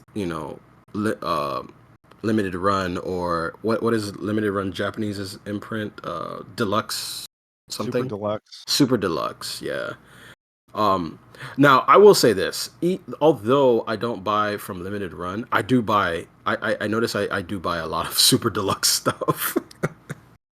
Well, I yeah. much rather put the money in 8-4's hand than Limited Run. Well, yeah, I mean, the reason why I would say it's a conspiracy, perhaps a conspiracy, is because, we've said on this podcast before, look, I could wait, when limited run announces something. I could wait, 30 months, pay them Yeah, now, wait 30 months and get the game, or I could simply go to Play Asia or any of our other sources and get the game now for half the price.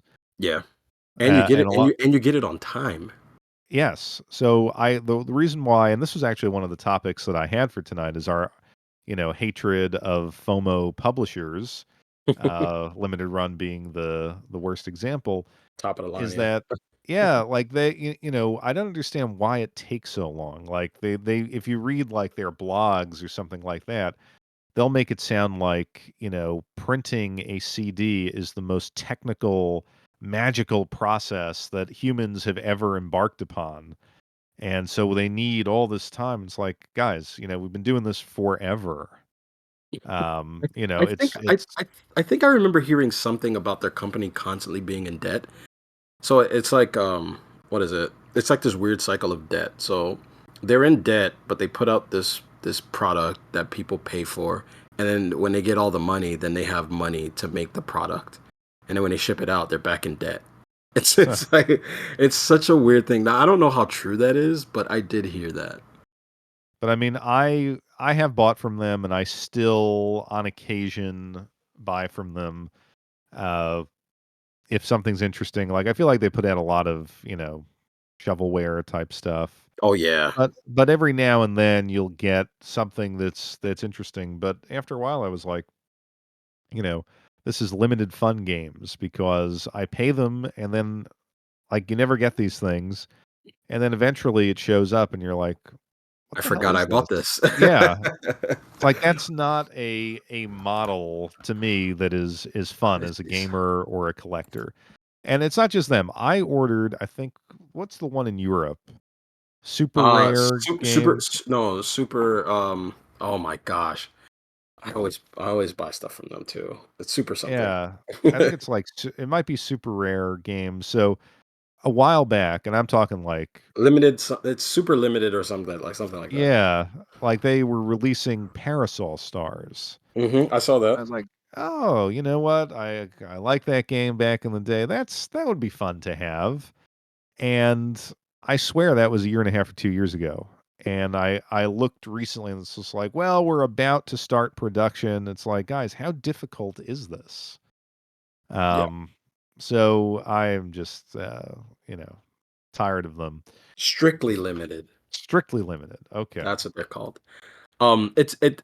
I will say this. I did notice something about limited run, and you're right about the turnaround time. The turnaround time is crazy, and so there has to be something that limited run is clearly doing something different, especially when it comes to 8.4 and the Japanese imprint Super Deluxe. Because so I noticed that like they have a clock tower on limited run, which is the remake or the remaster or whatever you want to call it of the Super Famicom clock tower, and it's up for sale. And you never know when you're gonna get that game, right? A lot of people say it's usually a year wait turnaround time, right?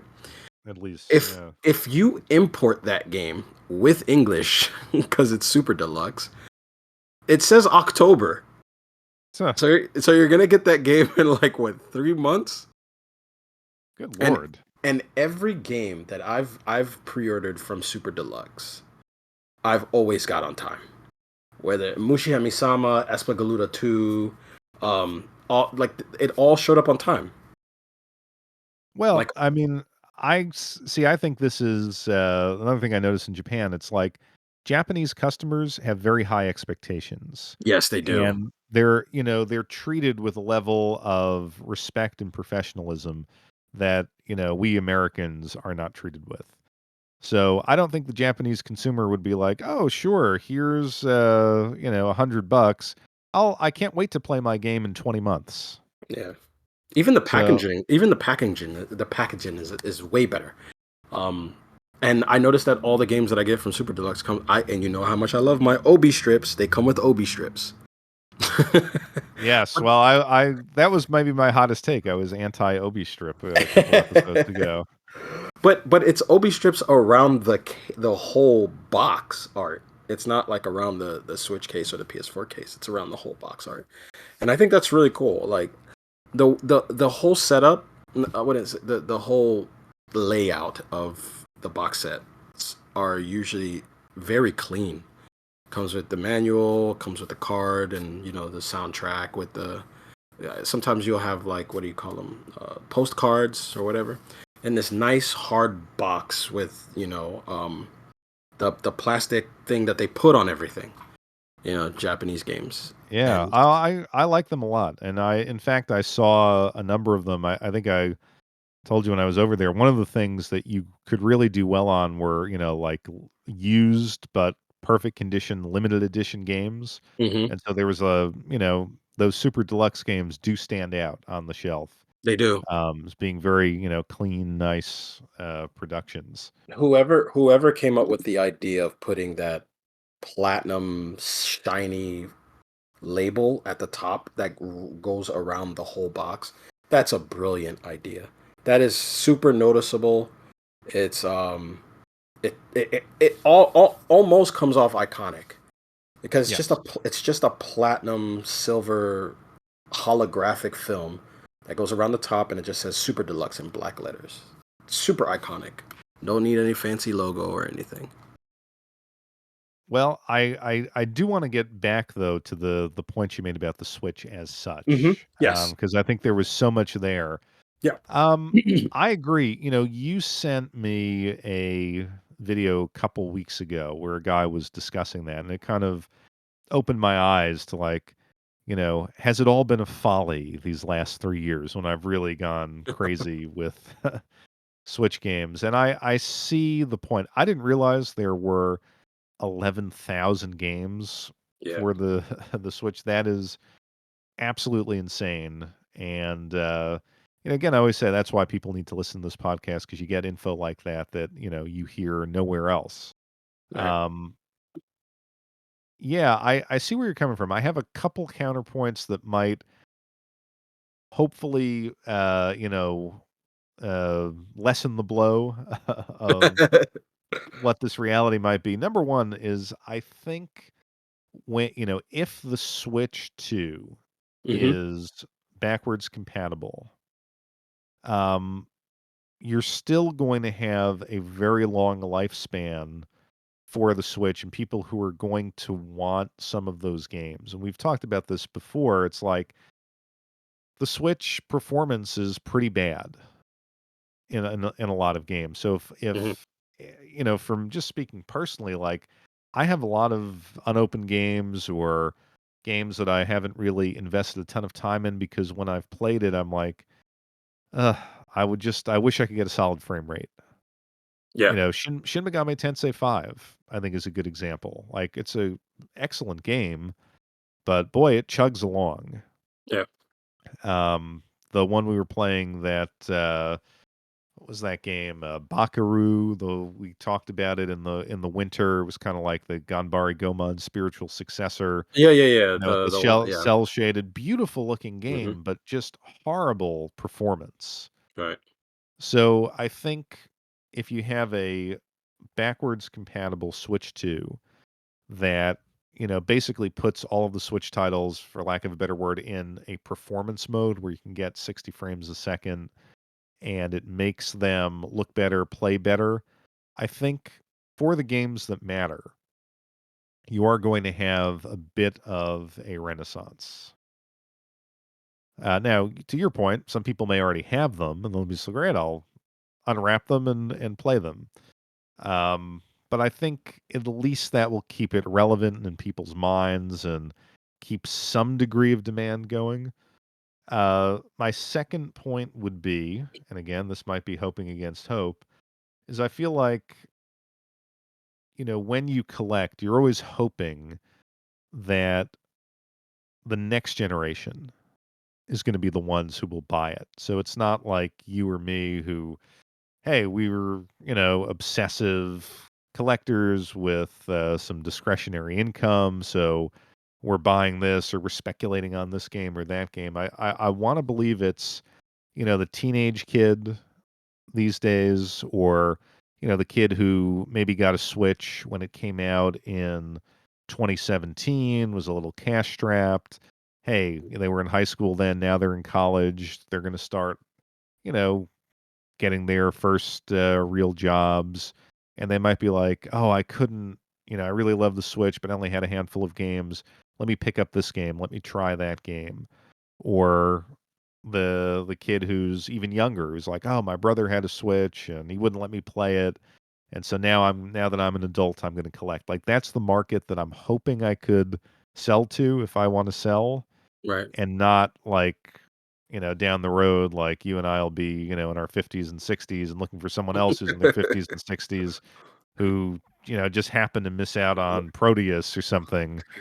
You want to buy this copy of Radiant Silvergun? Yeah.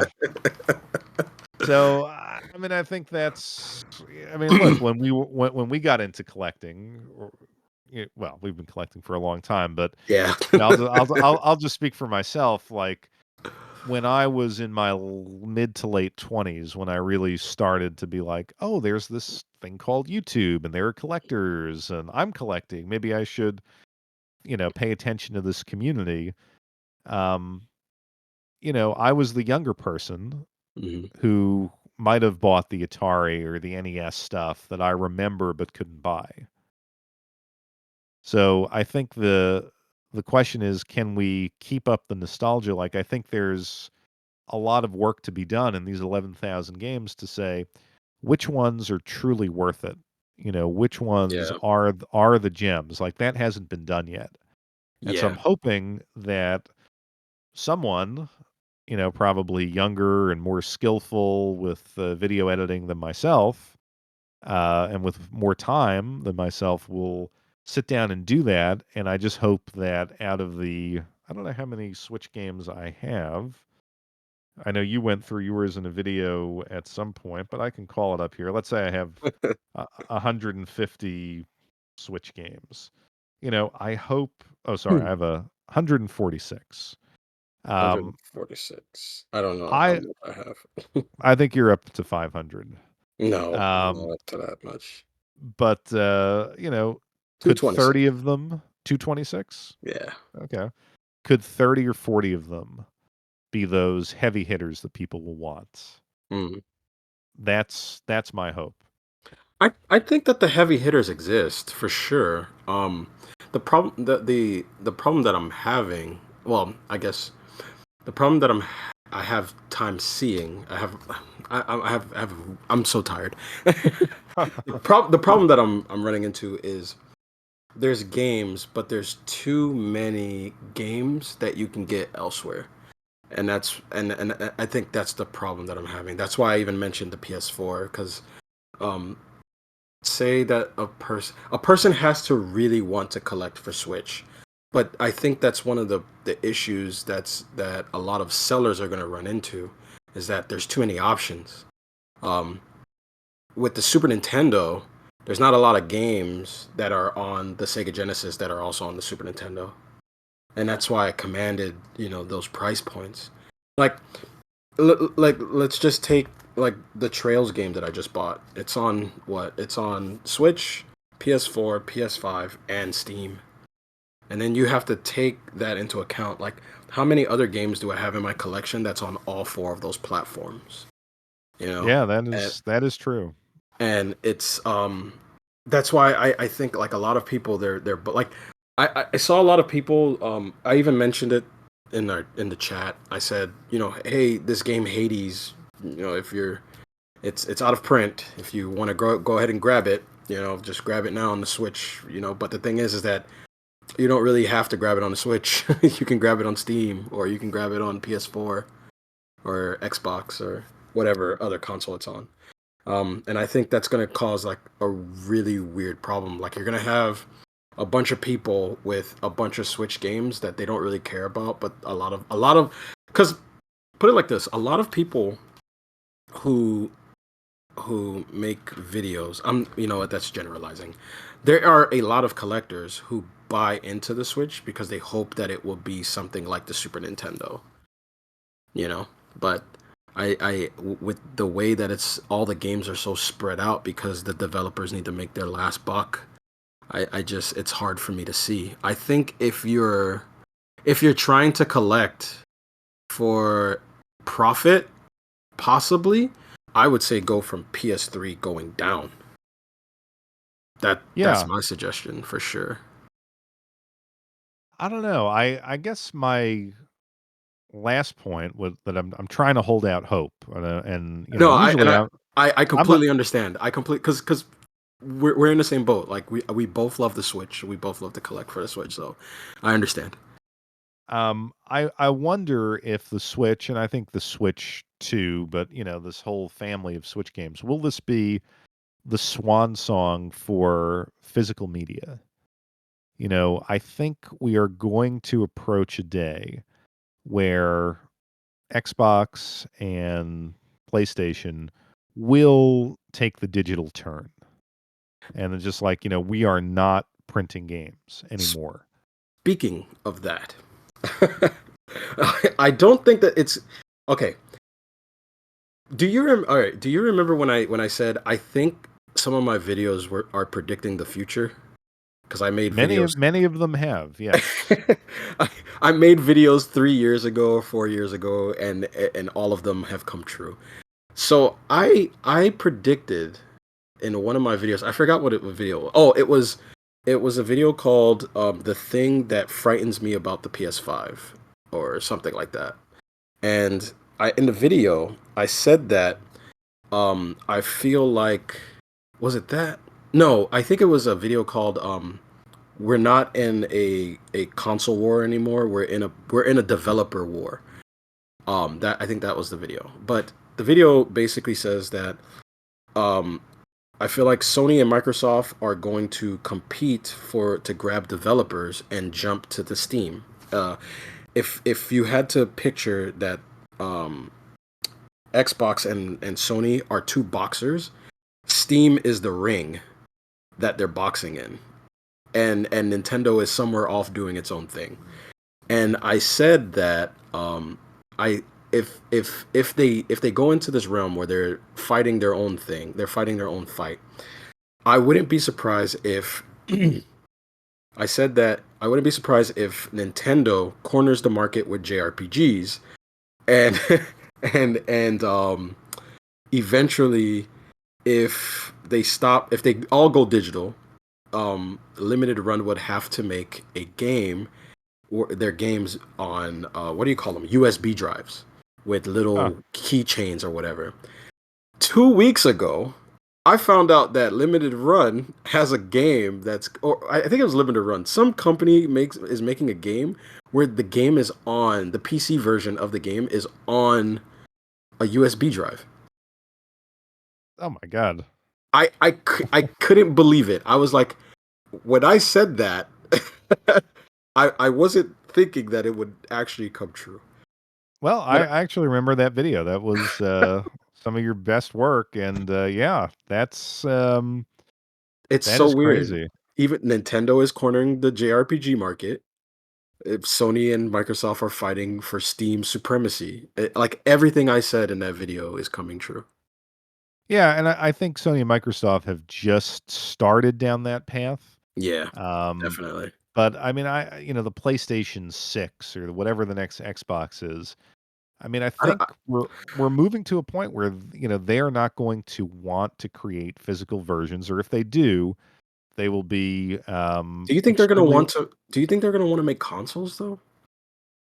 I think, I mean, Hmm. I've heard a lot of sort of conflicting stories, like Microsoft supposedly wants, Game Pass. It's like, you don't whatever hardware you have, we're gonna have Game Pass streaming to your device. Um, Jeez. but then I've also heard that I think the guys on Digital Foundry, were speculating that they might do a kind of like, I don't know, high end. The Xbox will be the high end experience, so they'll still make a console. Hmm. Um, where it could be something like the Steam Machine, where it's a full fledged PC, but you can get these varying versions of it, and one the super high end version will be the Xbox, and it will try to completely blend or blur the lines between console and PC. But still, that doesn't mean that they're going to produce games on physical media. PlayStation, I mean, at this point, I was you don't you're kind of anti PlayStation 5, right? You didn't buy a um, PlayStation 5? I did not purchase a PlayStation 5. I'm not anti Sony, but I didn't see the reason to buy a PlayStation 5 It because it's a I don't good know. decision. The PlayStation 4 is so I me personally, the PlayStation 4 is good enough for me. Yeah, I mean, I play my PlayStation 5 very infrequently. Mm, It's perhaps my least played console, but as you'll find out, because eventually we get all the consoles and all the games. So one yeah. day, Yeah, one day. um, One day. you put the physical media in, and you're just basically it's a download key.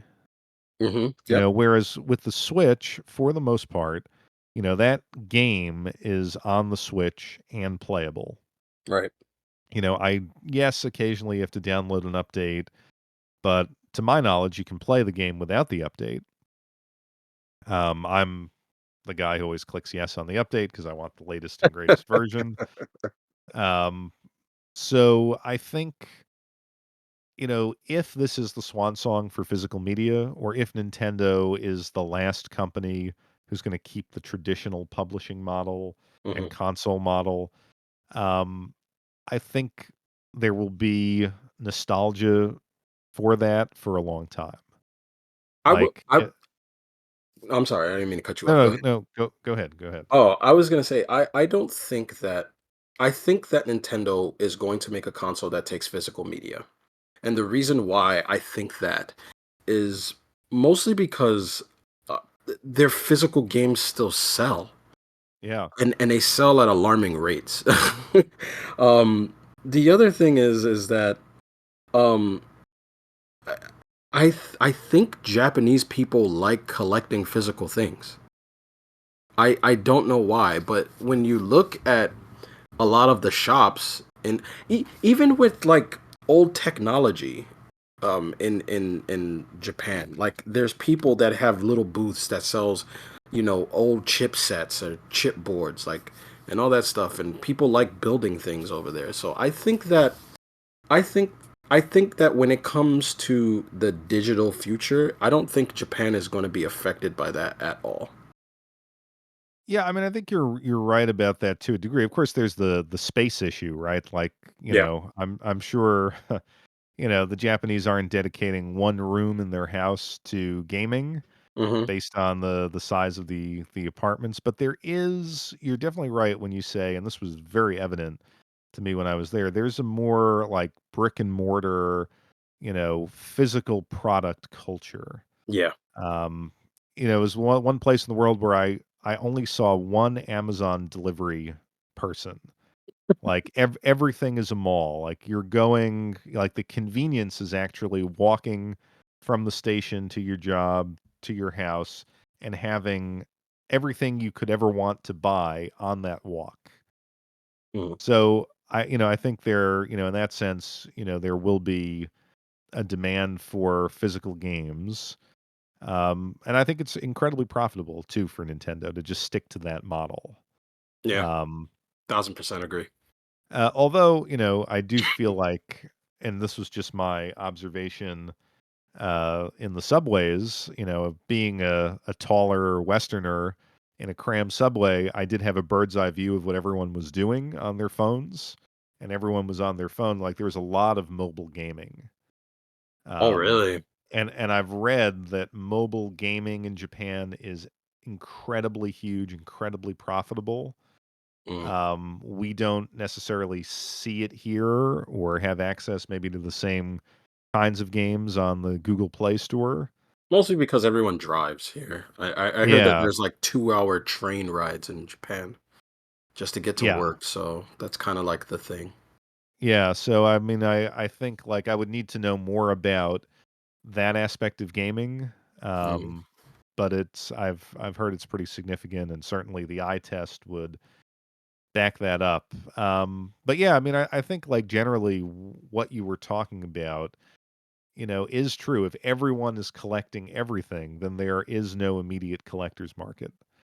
But I'm hoping that, you know, again, it's not us, but it's a future generation who will say, as we move into the dystopian future, when, we've talked about this, when every, form of digital entertainment will be completely walled off and controlled, that, if the Switch is that final console where you can easily go out and get the hardware and the physical media is there, that generation is going to want to play those games, free of the shackles of, Big Brother and all of that. Oh, So, time will only tell. yeah, Is is yeah. it is it just me? Because I was thinking about this the other day too. Is it just me, or does it feel like video games are becoming what comic books were in the 90s? Well, It's funny. I was never a comic book reader or collector, so I don't know the answer to that. So like I noticed that there's this weird influx, right, of different covers of the same game. Have you noticed that? Like there, like sometimes you'll see a Yes. game and then there's like a different cover for like let's say Best Buy has a copy and then like the online store has a different copy. It's the same game, but it's a different cover. And I remember in the 90s, comics used to do that, where there was like four different variants of a comic book of a single like Amazing Spider-Man number, like I don't know, 600 or something. There'll be one cover for the newsstand, one cover for this particular shop, and then there'll be a foil version of this cover. And I'm like, I used to love that stuff, but now I'm starting to see it on some of the video games, and it's bothering me because when I sent you that picture of what was it, Bomb Rush Cyberpunk, Yeah. the price shot up astronomically. It's like it's $100 now, and I was like, why is this $100?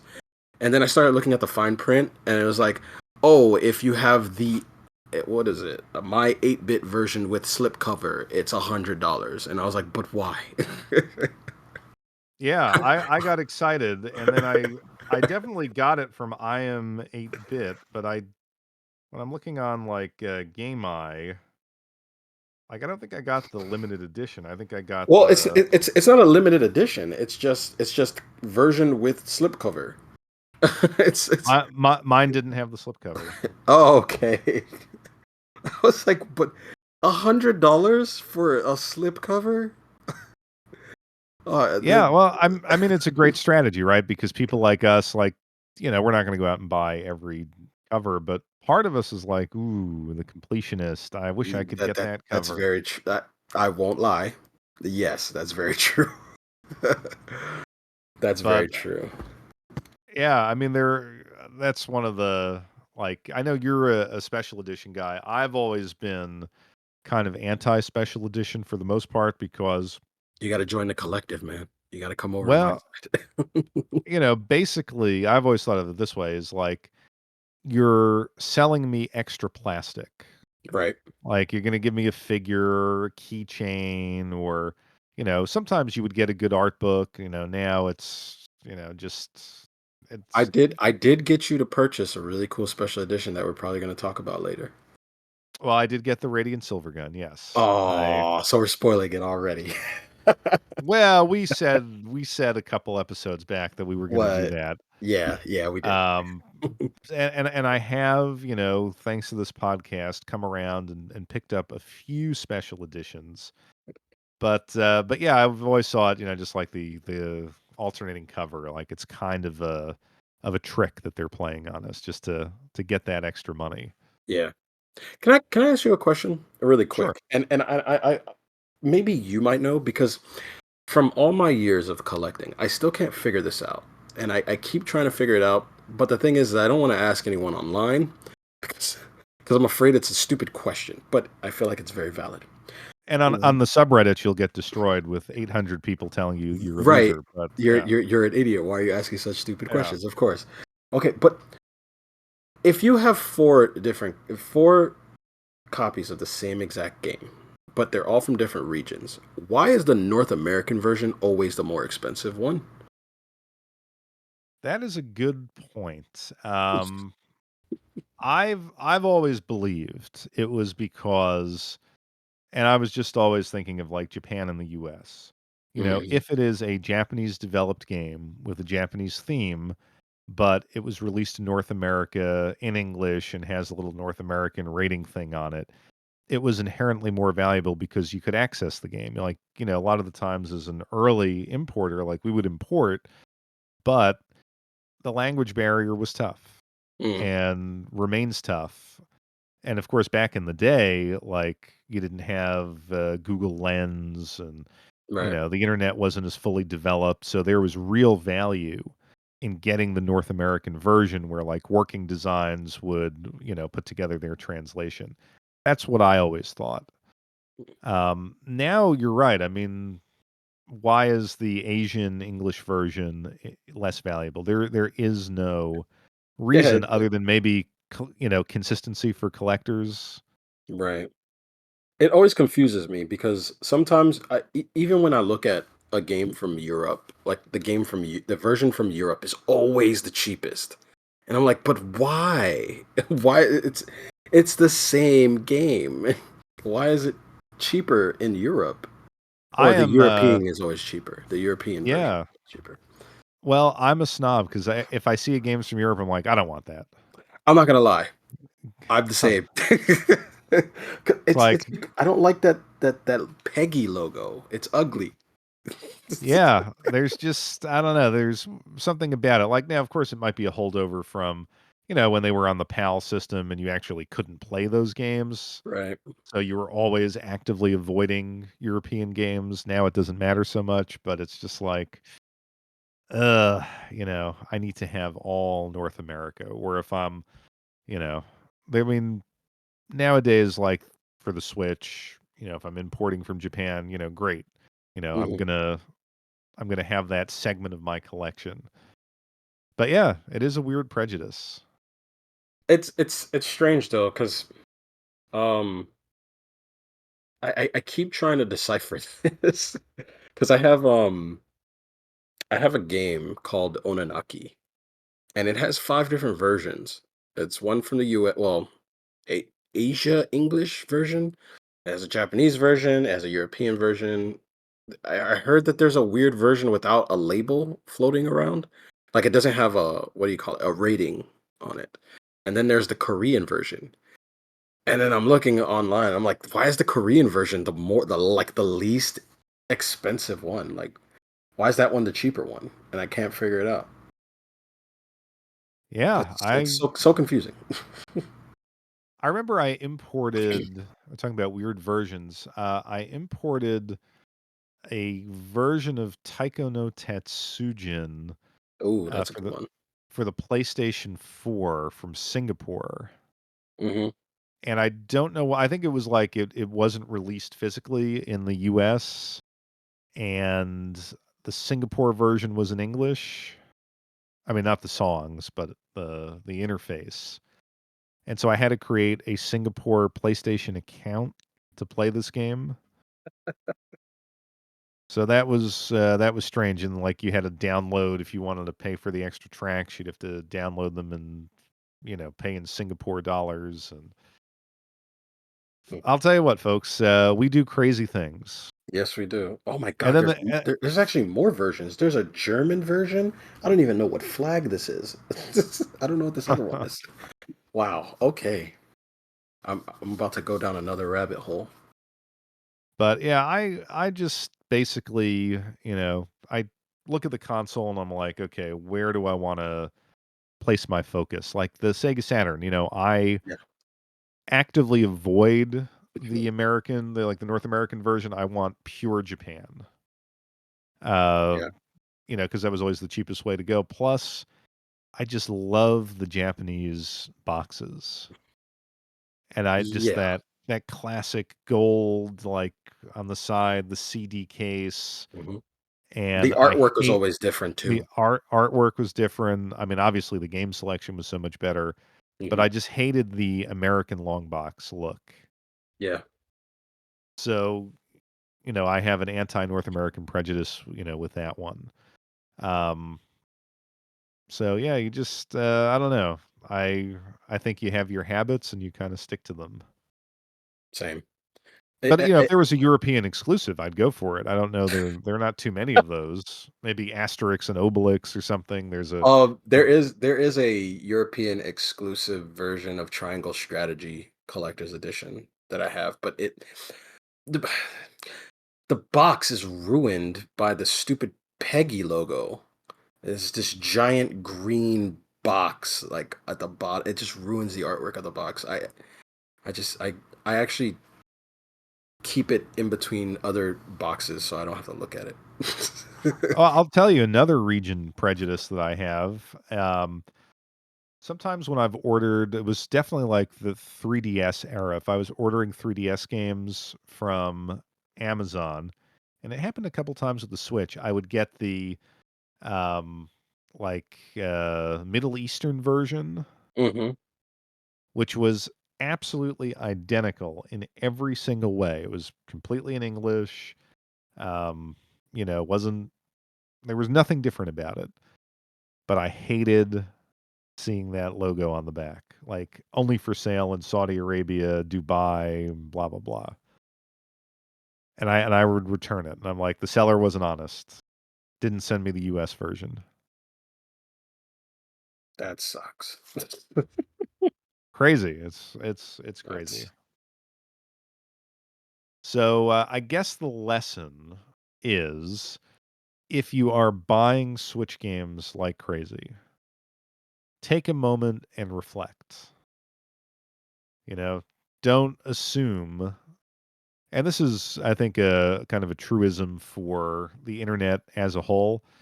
mm. If an influencer is talking about something, you have missed the boat. Don't Ye- yeah, believe it fully. yeah, So, yeah. Especially if it's someone like I think we spoke about this before, Metal Jesus. yes. Yeah, if or Reggie, especially if they make a video together. Oh man, those yeah, all those games they're talking about done. Yeah, well, I mean, it's funny. Though I criticize them both because I don't think they are particularly good reviewers, I do like their little videos where they They sit have down good with each taste though. other. Yeah, Yeah. but they do have they have good taste in games. I will say that. I agree with the whole. They don't do very good reviews, but they have, man, they spot the gems. I won't lie. It's funny. They actually came out with a video. Because I was paying attention to the market 2 days ago. Actually, when I sent you the picture of the Bomber Cyberpunk, I was looking at all my games in my collection. I was like, why is everything up? And then I actually text my friends in a group chat. I was like, is why is everything up? Can anybody explain this to me? And then one of my friends was like, did Metal Jesus or Reggie put out a new video? And immediately I type in Metal Jesus in YouTube, and 6 days ago they actually did a video together. And I was like, oh god. And actually, like, two of the games that I recently purchased for about $15 were on those videos. So I don't know what they're at now. Which games were they? Um, it's a PlayStation. One was a PlayStation 2 game that I recently bought called IG Grand Prix. Oh, Immortal Grand Prix. It's like it's based off of some weird Toonami anime where think F-Zero, but instead of driving in machines, they're giant mechs that you fight each other, but it's a race. It's Huh. I played it. It's really fun. Once you figure out how the game operates, it's amazing. Um, it was that game, and what else did they show off? They showed off something else. I forgot what it was. I think it was a Spider-Man game. Oh Uh, yeah, yeah, yeah. Web of I do. Shadows. It was that one, and I was like, oh god. I was like, how much is that one now? But yeah, it's let me see. I bought Immortal Grand Prix for $15. I'm looking in my game eye now to see if I can find it. Let me see. It is $30 now. Man, Uh, the yeah, power of Metal Jesus. it's $30 now. I bought that game for $15. Let's see. Web of Shadows, the last time I looked at that game, that was like an $88 game.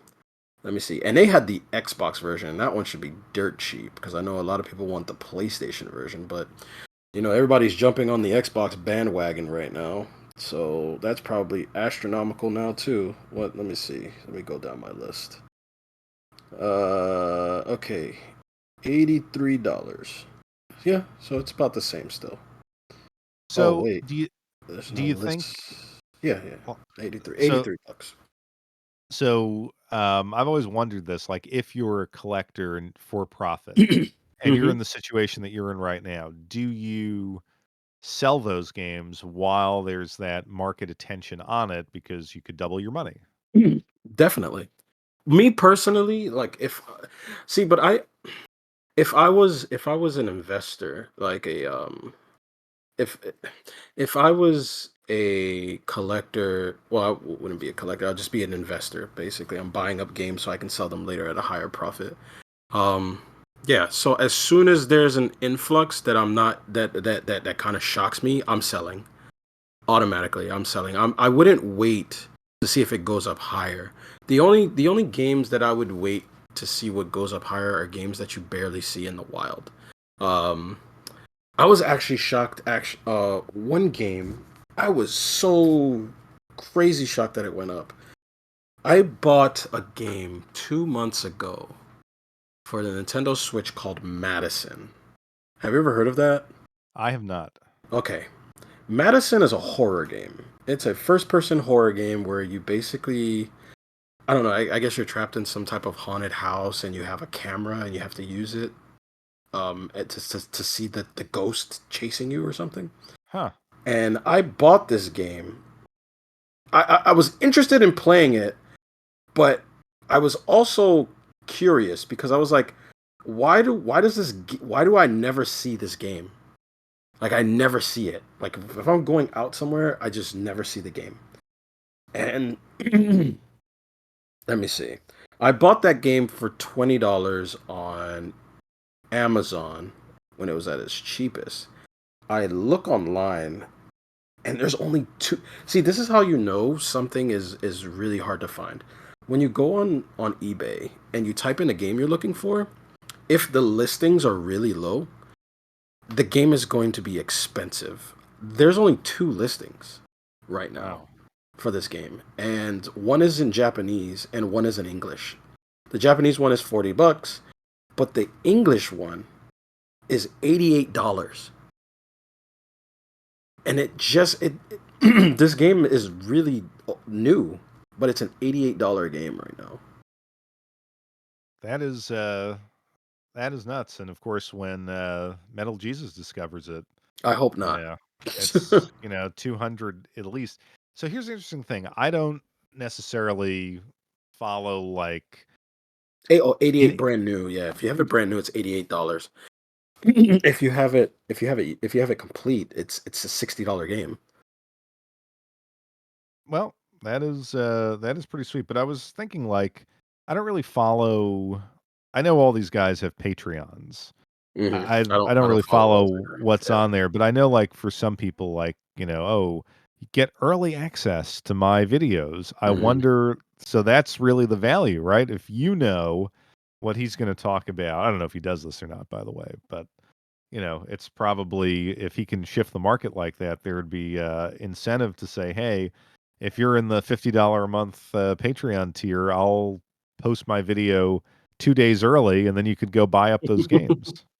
What's funny is that you could follow that as an investor, but if you just follow like the acronym that I was telling you about, hours, if you just Yes. follow that, you're fine. Your horror, JRPGs, rhythm, and shooters, shmups, you're fine because those Yes. games always go up. Like Madison, I bought because I was interested, but at the same time, I never seen it, and it's a horror game. It went up. Horror always goes up for some apparent reason because they're niche. They don't really sell too well. Yeah, and I also think if people should join our Discord and listen to this podcast because I just in doing this with you have discovered any number of games, and some of them have gone up. Yeah, You have a sixth sense when it comes to oh, this game is going to be rare. I would s- Um, I would say like there are certain games that I look for that I can tell are going to be hard to find. Not so much expensive, but hard to find because I feel like price price is depicted based off of if people are willing to pay a high price for said object. Um, but if it's like barely out there, yeah, I can spot those. You can just tell like no one's gonna buy this game. Buy it now. yep. Well, but then again, will it be valuable on the Switch? Uh, That's that's the well, question. and that brings up the hot take that I brought up. So the thing is that so Madison is on Steam, and I think it's on PS4, maybe. Now, the only thing that I think is going to really mess with game prices is delisting. Yeah. When games start getting delisted, like at an alarming rate, that's when I think prices will go up. Like, um, I honestly think like if you have games with licenses in it, I think like we were talking about what was it? The Lollipop Chainsaw. Lollipop Chainsaw, yeah. We were talking about that, and I said, and you said, "Hey, I see Lollipop Chainsaw here," and I said, "Dude, just grab it because that one has the licensed music in it. The new one's not. It's probably not going to have that." And after I told you that, someone confirmed it on Reddit. They were like, "Yeah, the new one doesn't have the music, and that's like part of what makes Lollipop Chainsaw, you know, awesome is the '80s music, but it's not going to have that." Well, I did wind up getting that, I did see Awesome, it, awesome. and I was like, like I think we talked about, I had missed that game, Yep. uh, back when it came out. I saw it everywhere, I should have bought it, but now I have it, and that is in the pile to play. Yeah, I didn't realize there was '80s music, so that's even y- better. yeah, that game's soundtrack is mostly, Cyndi Lauper or a lot of music from that era, that pop 80s big hair era. And I remember when they were talking about um re-releasing Lollipop Chainsaw. I was like, "Dude, it better have the music. It better have the music because a lot of the songs on that game is like iconic." So Well, lucky. I mean, it's the other one that I think we were talking about a couple episodes ago was, the Godzilla game for the PS4. Yeah. I think that is all has something to do with licensing. Yeah. Yeah. That was pulled, pretty quickly from the market. So, yeah, it's I, hard to know that, I guess, unless you're really in the weeds, but, if you I land think on one of those games. yeah, I think a lot of people are gonna have to start, especially if they're collecting for investments. I think you're going to have to start paying attention to a lot of the licenses now. Because you never know what's gonna be taken away. So like games like that one RoboCop game you were telling me about. There's a Terminator game that recently came out that I think might be one of those games. Like as soon as the license runs out, man, it's like people are gonna be looking for that game. Um, Terminator, what was it? Resistance, I think it was called. Yes. That one piques my interest.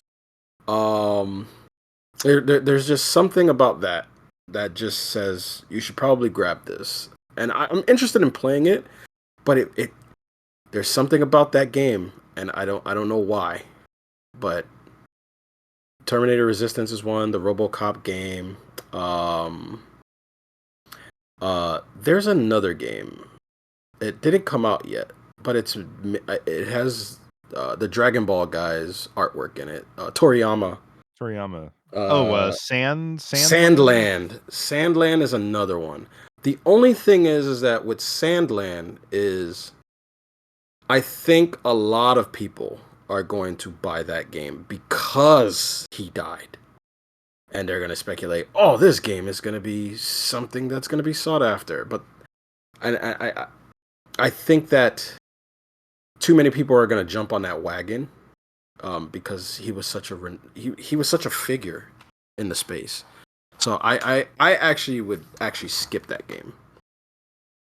I've heard just as a game, it's very good. Is it? Did it come out Yeah, already? it did. Yeah. Oh, okay. Um, I did want to play that game, but like it I'm waiting for the price initially to I go was down. like, I don't know. What is this about? I'm prejudiced It's because it's Mad again, Max. It's Dragon Ball Z Mad Max. That's yeah. and It looks I've cool never though. liked that aesthetic, but you Desert. know, the Happy Console Gamer did a review of it, and you know, it looked pretty good there. And then I was reading about it on, I think it was the RPG sites, Hmm. and you know, they were saying some good things about it. Okay. People on Reddit seem to like it for what that's worth. So it was one of those things like, oh, I'm gonna get to this over the summer, and now the Mm. summer's here, and I'm probably not going to get to it to play it, but I'd still like to buy it because I feel like I've set out for myself this summer. I want to try Baldur's Gate 3 I want to try that too. because I've heard, you know, again, universal praise for this Yeah. like single player classic RPG. And I've got some time coming up, and I'm like, that's the game that I want to play. But I'm then same I here. said that to myself before I got 46 games from Japan, so See, I was uh thinking about playing all these games, but I pre-ordered so much after that Nintendo Direct. Um, it obliterated me. So so I, wait, so this perfect, segue because I was just gonna ask you, like, what uh, games are you, you know, looking forward to for the second half of the year? And I figured, you know, I could only come up with, 3, but I figured you've got quite the list. oh man, my list. I texted my dearest friends and I told them all. I said, please make it stop. Make it stop. I have to stop. So of course everyone's talking about the Marvel versus Capcom collection. Oh, I I didn't even that, know about that. Well, so tell me about that. wait, you didn't, what do you Well, mean you didn't don't know? forget the Nintendo Direct happened while I was away, and I wasn't, Oh, right. paying too close attention. Okay, so I'm definitely, so that was the biggest bomb that dropped in the Nintendo Direct. Is everybody is happy about the Marvel vs. Capcom collection? So there is a fighting collection that has X-Men Children of the Atom, Street Fighter versus X-Men, Marvel Superheroes versus Street Fighter, Marvel vs. Capcom 1, Marvel vs. Capcom 2, and the Punisher beat 'em up all on one cart. That is sweet. It's amazing. I can't wait for it. I know a lot of people are psyched about Marvel vs. Capcom 2, but when I saw Children of the Atom and the Punisher game, I was sold. I love Children of the Atom, but I also love the Punisher. I love that beat 'em up game with Nick Fury and all that stuff. Such a fun game to play. I pre-ordered that. Um, I also pre-ordered. I was gonna pre-order this new Zelda game that they showcased. It looked unique enough for me to want to play it, but another game took my attention and I just ignored it. And it was um it was a game called Farmagia. Okay. I don't know if you've seen that one. Did you see that one? I did not. No, but Okay. I heard So something about it, but I didn't see it. Farmagia is made by the anime creator, the manga artist who does another manga called Fairy Tale. But it looks like he's pitching this idea for Pokemon, but it has, what's that game where you have to farm stuff and you get new things and you can level up your character? I forgot what it's called. Not Rune Oh, like, Factory. Um, Harvest Moon or no, something? not Harvest Moon. Uh, Terraria? Not nope. Terraria. Oh, there's a It's on Xseed. It's an Xseed game or a Marvel oh, game. What's it called? Anyway, it's a game. It's like that. But what you do is you farm seeds and cultivate your farmlands, but it creates new Pokemon. But you create like thousands of them, and it looks like it plays like Pikmin. I've never played Pikmin before, but I like stupid Japanese anime stuff, and I like the idea of farming weird pocket monsters to fight bigger monsters. That sounds hilarious to me. So I'm diving face first into that game. Um, I pre-ordered that Farmagia. I also pre-ordered what was it? Um, there was more. More. I think I pre-ordered so many games. That I don't actually think I pre-ordered. Oh, it was the Dragon Quest remake and Saga. It was a Saga game. The No, Dragon Quest, Saga that's Romance the or something like that. Romancing Saga. okay.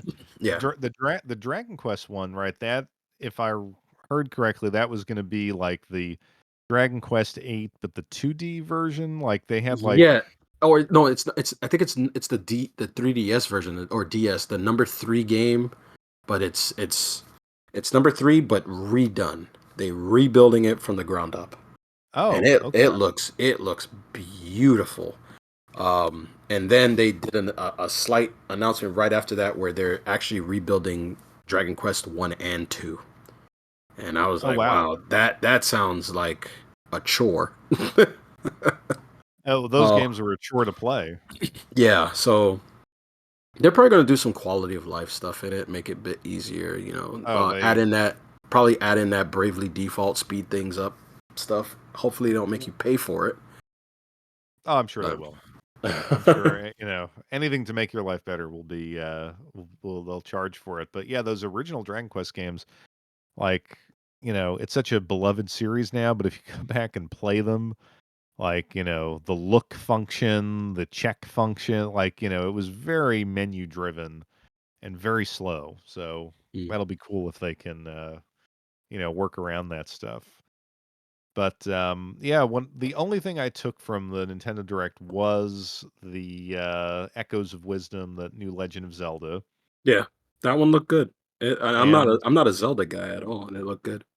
I'm a 2D top down Zelda person, so I will play it. My only concern is that it seems to be running on the engine that they used for the Link's Awakening remake, which was very good, but very choppy. Like it had Wow, major frame rate issues.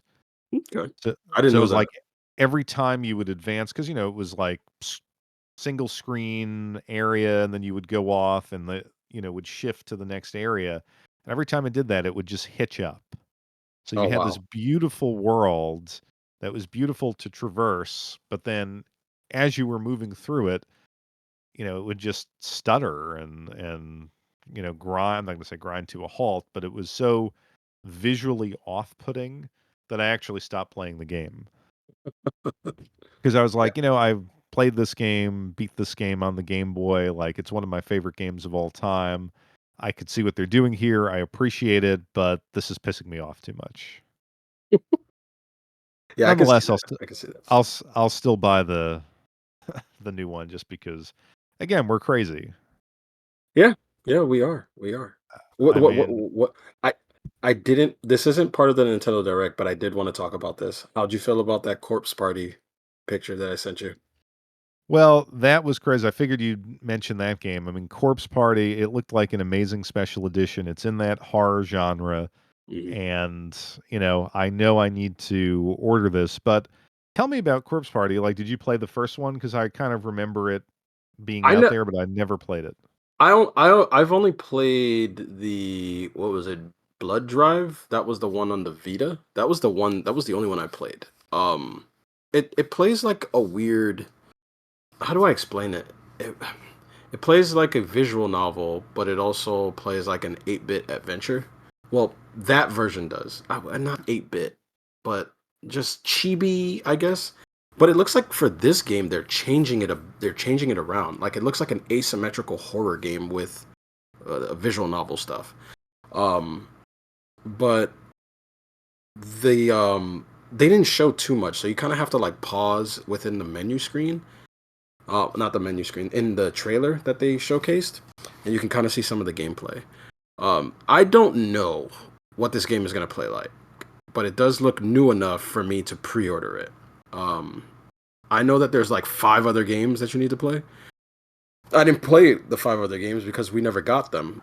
We only got Blood Drive, so um, I'm not gonna I'm not gonna pretend that I'm like the Corpse Party aficionado because I'm not. But this one looks like it's gonna be It looks like it's going to be one of those games that a lot of people are going to pass up, but only the hardcore is probably going to purchase.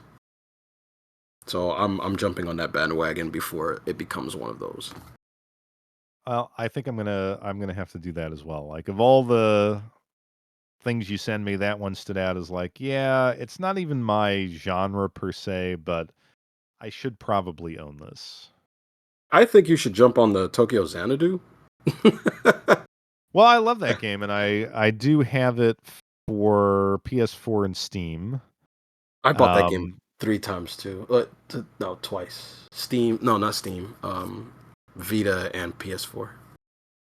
and I've never finished it, and I kind of want to get back to it, but I had an absolute blast with it. Same. Remember, I was playing it. I was playing it right before I was traveling to Europe, like in 2016, and Okay. I got obsessed with it. And then I was like, oh, the morning of the flight's like, I got to go. I got to catch this flight, and I didn't pick it up since. You you know what's funny? Speaking of that, I didn't finish the game either. I won't lie. I made it really, really far, unlocked all the characters, um, and I stopped playing it for some apparent reason. And I remember, I think this was in March. I decided to just pop it in and play it, and I found myself playing this thing for hours. And I just forgot how much fun Tokyo Xanadu is. And now that I saw this exclusive being sold on, the Axis store, I was like, why do I feel like there's a new one coming? You don't sell this game if you don't have another one coming. So I was doing some digging, and apparently Falcom is working on number two. Okay. So Well, that will be an instant buy. Tokyo Xanadu 2 is around the corner. There's too many games. I pre-ordered a lot this week. I even pre-ordered Nordics because I'm insane. Oh, you sent me a picture of that special edition. That's great. The funniest thing is I feel like maybe 6 months ago, 8 months ago, we were talking, and you were like, "Listen, I gotta drill it back. I gotta calm down with Yep, this." yep, And I was just like, you go through ebbs and flows, but at the end of the day, you'll never stop. yep. And it sounds like a crazy week. It's been insane. It's been insane. Um, a lot of pre-ordering. Um, a lot of picture taking. I even sent you that trailer of the what was it, the remake. They're finally doing that East Othan Flagana. They're re-releasing Yes, that. I can't believe it. So that's another that's when classic. I came up with the stupid idea of that new collection goal that I have of of collecting every Falcom release on the Nintendo Switch. Well, That's I like I said, that is a noble goal because Falcom to me is one of those developers who's still doing it right. Like we were yeah. talking about Ease 8, I think, and Yep. we were saying Yep. how just what a Masterpiece. joyous game it was. Hmm. And I'm not saying everything they do is that level, but I think there's a fun, a freshness to all of their games that you don't really see from a lot of other developers. So I would say go for it. Yeah. You know what it is? I was thinking about it too. I was like, what is it about these games? Because they they don't hold up to that, that AAA standard. They don't look AAA. But that's the thing, is that the stories and the characters are so well written. It just gets away with all that stuff. The gameplay is always top notch. It's like where everything is 2 notches down, where one thing is 2 notches down in terms of graphics, everything else is 5, 10 stars.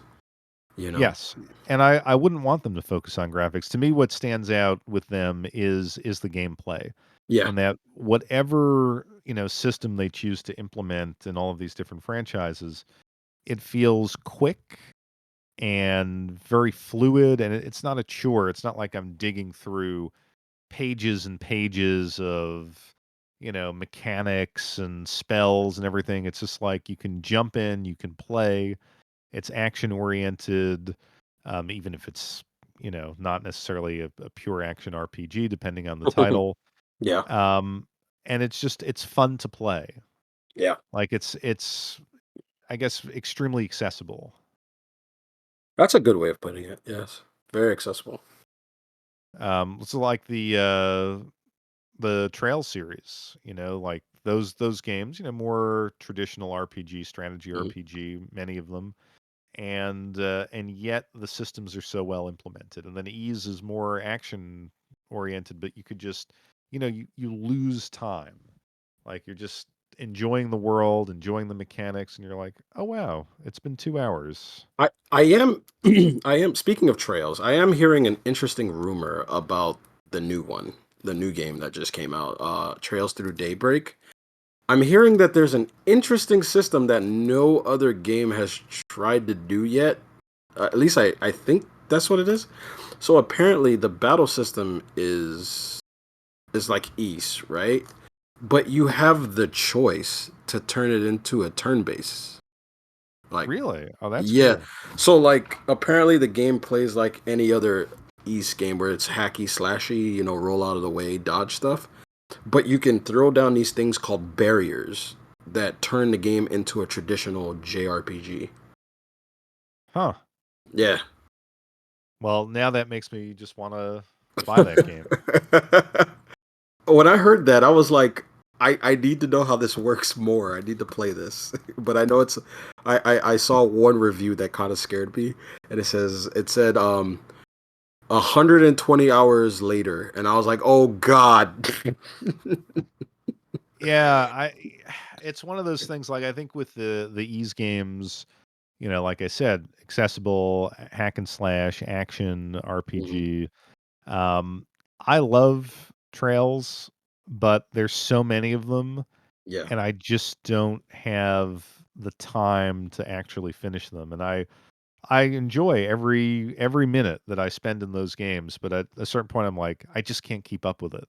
Yeah. Like, I'm still trying to finish the original, Legend of Heroes, Trails in the Sky, Oh y wow, man. Yeah. like, and then I did the first, Cold Steel, which I Trails and Cold Steel, yeah.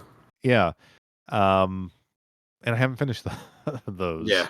Yeah. And, there've probably been some others like Just hold on to tr them until you retire. yeah, I I feel like it's gonna be a tough choice. It's like my last remaining ambulatory years. Should I see the world and enjoy all that life has to offer? Or should I finish the Trails games? It's a tougher call than people might imagine. Man, I think about it all the time. Yeah, it's I mean, we've said it so many times, but it's definitely like when I look at the shelves, I'm like, and as I get older, I'm like, wow, I this collection will outlive me. I cannot play all of these games. Yeah, gotta It's play like what you you can.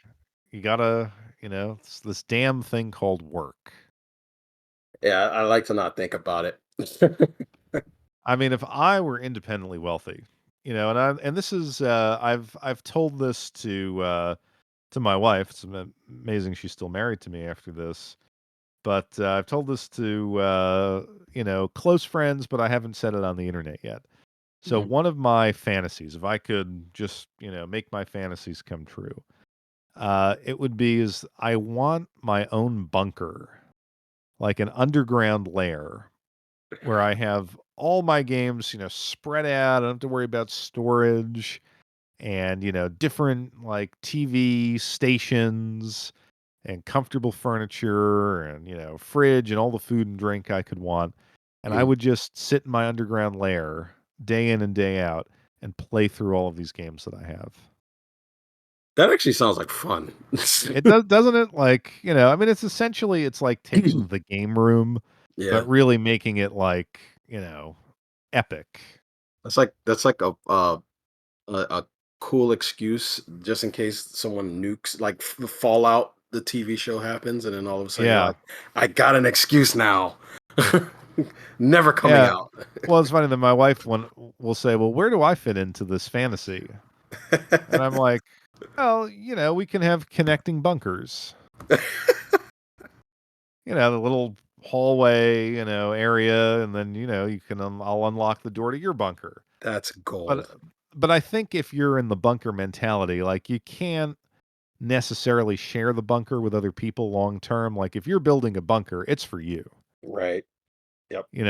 And all the well, I'm a sports guy, so I'd have like my massive wall of sports, watch the classic anime films that I missed, have my baseball card collection, just everything that I've been collecting over the years in one place, secured from the ravages of nuclear war and climate change.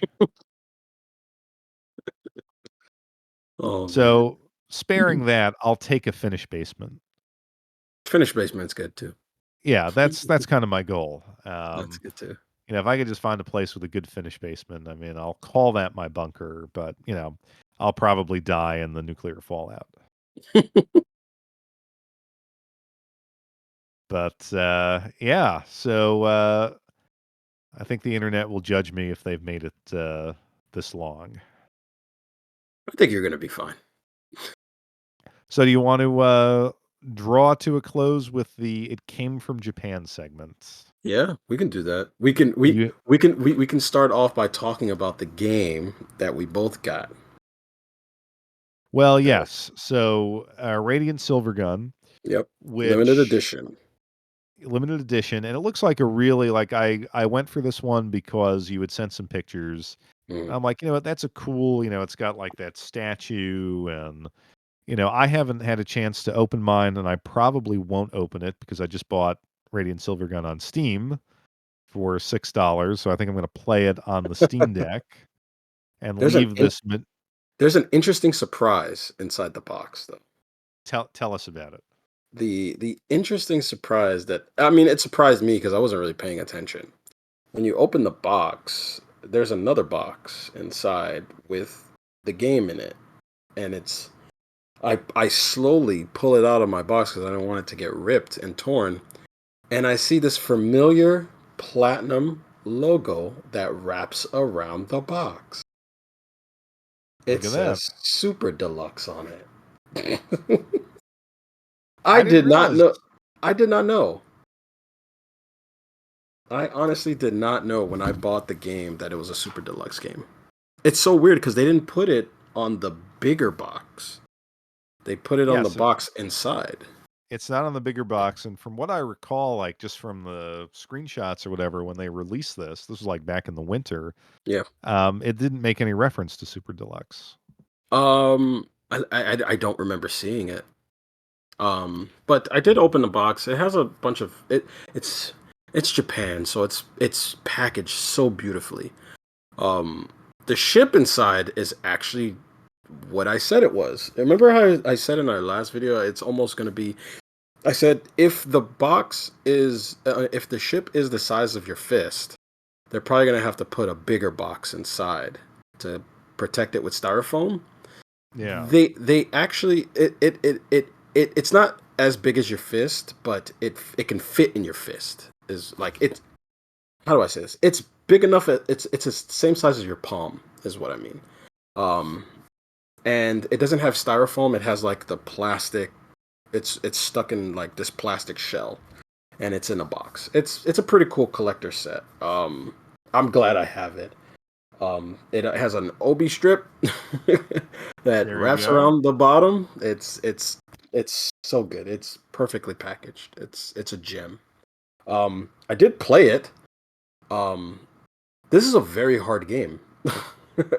It Oh, is, it is. I oh, haven't played it. The last time I played it was on, I think, yeah, I think they had a version for MAME, okay. like, when I first discovered MAME in 2010. Mm. So, I remember playing it, enjoying it, have not touched it since. Yeah, this is this. I've never played. a shmup like this before. This game in terms of level design, it reminds me of Ikaruga, but it you definitely need a lot of forward thinking in this shmup. Like you need to know what's coming up because you need to know what weapons are beneficial to use for the dangers that's coming ahead of you. I never played a shmup where you can where each button on your controller is a different gun. I've never played I've never played a game like that where like Y is like rapid fire to the front, and then B is it makes your rapid fire to the front weaker because it's shooting two more beams behind you. And then there's like X is homing shots, and then A is lightning. And I'm like, what is all this? And then the game starts throwing like, I'm gonna say shmup platforming, where like they make corridors so tight that you have to navigate Yes. through all of them. And but they put all these enemies there, and if you're not using the right gun, it won't hit the enemies. So you have to know what's coming. And I'm like, I feel like I have to take a Saturday and just play the game and just really pay attention to what I'm doing, because it takes a lot of forward thinking and practice. But See, that I would be like it. that. I mean, that would be ideal if you had your own underground lair or bunker. You know, you could take that Saturday. No one would bother you. You Just know, practice Radiant Silver Gun. yeah, it would just be you in the game. Now, I remember that about it. Now that you're describing it, I mean, it was quite challenging. Yeah, But of course, with MAME and infinite coins, I was able to, yeah, no problems. yeah, kind of work my way through it. But I saw that it was, on the Steam sale, it was like $6. I'm like, all right, well, I'm not opening the box. I'll just play it on the Steam Deck. Yeah. But It's a cool game. I see why my buddy. I remember a long time ago, I took my buddy to a no, me and my buddy and I we went to a what's it called, like a anime convention, and in the anime convention there was a couple people there selling video games, and I remember he saw a copy of Radiant Silvergun for about $250. oh my Um, god, and he's like, "Yep, I need that. I need that. I want it right now." And I was like, "Really? $250?" He's like, "I don't care. I want it." I wouldn't pay $250 for Radiant Silvergun. The only way I would pay $250. Well, I wouldn't pay 250. Maybe 150. I think that's the most I would do for Radiant Silvergun. But it has to come in a jewel case that you don't like. yeah. Well, let's see. I'm looking at it here. It has to come in a jewel case I'm with Obi strip. As long as it's the Saturn case, like it was a good looking Yes. Saturn case. Like I'm looking at it on eBay. It's not 250 now. It's like between 220, 220, okay. I wouldn't pay 220. 250 is as high 180, as I go. 180 to 220. Okay. Yeah, it has to have jewel case with Obi strip. Yeah, there's very few games where I would pay 200. I think like on the Saturn, there's Mhm. that side-scrolling shooter. I think it's called Hyper Duel, Hyper Duel, yeah, that's a good which one. is all. Well, that's might be one of the best shooters on the Saturn, and Yeah, that's like I 500 or something. I hope that remake comes out because Hyper Duel looks fantastic. I need to play that. Yes. Well, if you do, you have a Saturn? I don't. I like an wait. No, I do have a Saturn. I don't have an action replay. I like So an idiot. yeah, I sold it like a moron. well, get the action replay, Hmm. and then you can make your own disc, and that's how I played it, and Okay, it's wonderful. So I need to play that. yeah, There's a lot of interesting games that I need to shmups that I'm missing that I need to play. yeah. So that I mean that was a worthy special edition. Yes, yes, it was. Um, So what else did you get? oh, I forgot to tell you. I finally caved and I bought a copy of Under Night 2. Okay. I Oh caved. yeah, So you texted me that. Yeah. Well, yeah, those are great games. yeah, I finally bought that. But now I didn't import a lot. because I bought so much other stuff. So Radiant Silver Gun was the first thing I got. Now the next thing is one of the most precious to me because it was a birthday gift from the wife. She got me a copy, and this is how I found out. That's why I asked you about the conversion rate. I was like, why is the rate so low? She got me a limited edition copy of Melty Blood, that super rare fighter that you can't find for less than $100. She found it.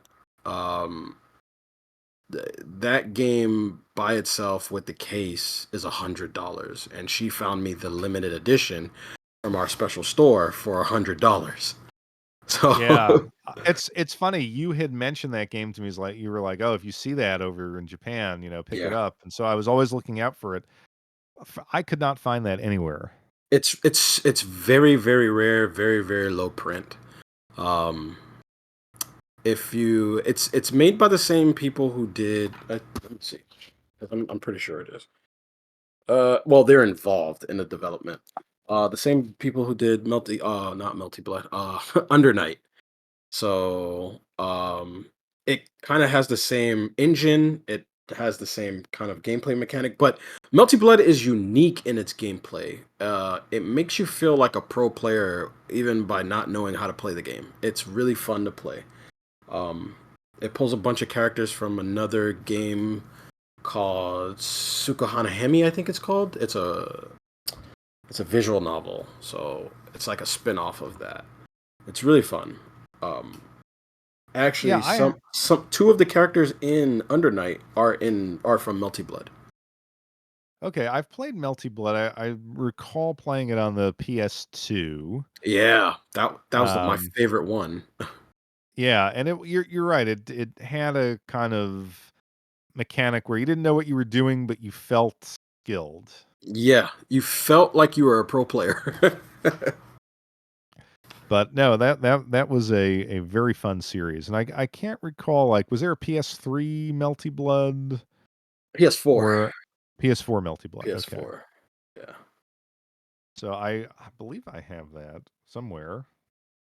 But yeah, now I'm jealous. I need to get I think you need to find it, man. I think you. Let me see if they have another copy of this on the store for you.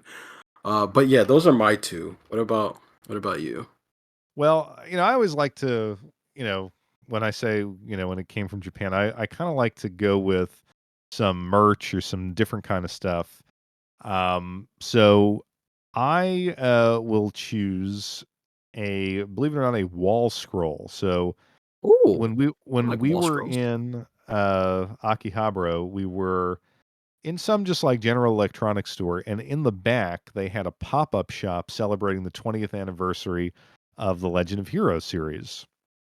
So they had all this limited edition merchandise, that presumably was just for that little pop-up shop. Hmm. And we're kind of looking through it, and my wife was like, "Oh, look at this scroll. This is attractive. You should get this for your room." So now I have the wall scroll hanging above my television. Um, you know, so I think that's one of those things. One of the great things about Japan are those like specialty stores that just open up for a limited period of time. They have limited edition collectibles. Um, I came across another one for the Japan Professional Mahjong League. Hmm. So like when would you ever see a store like that?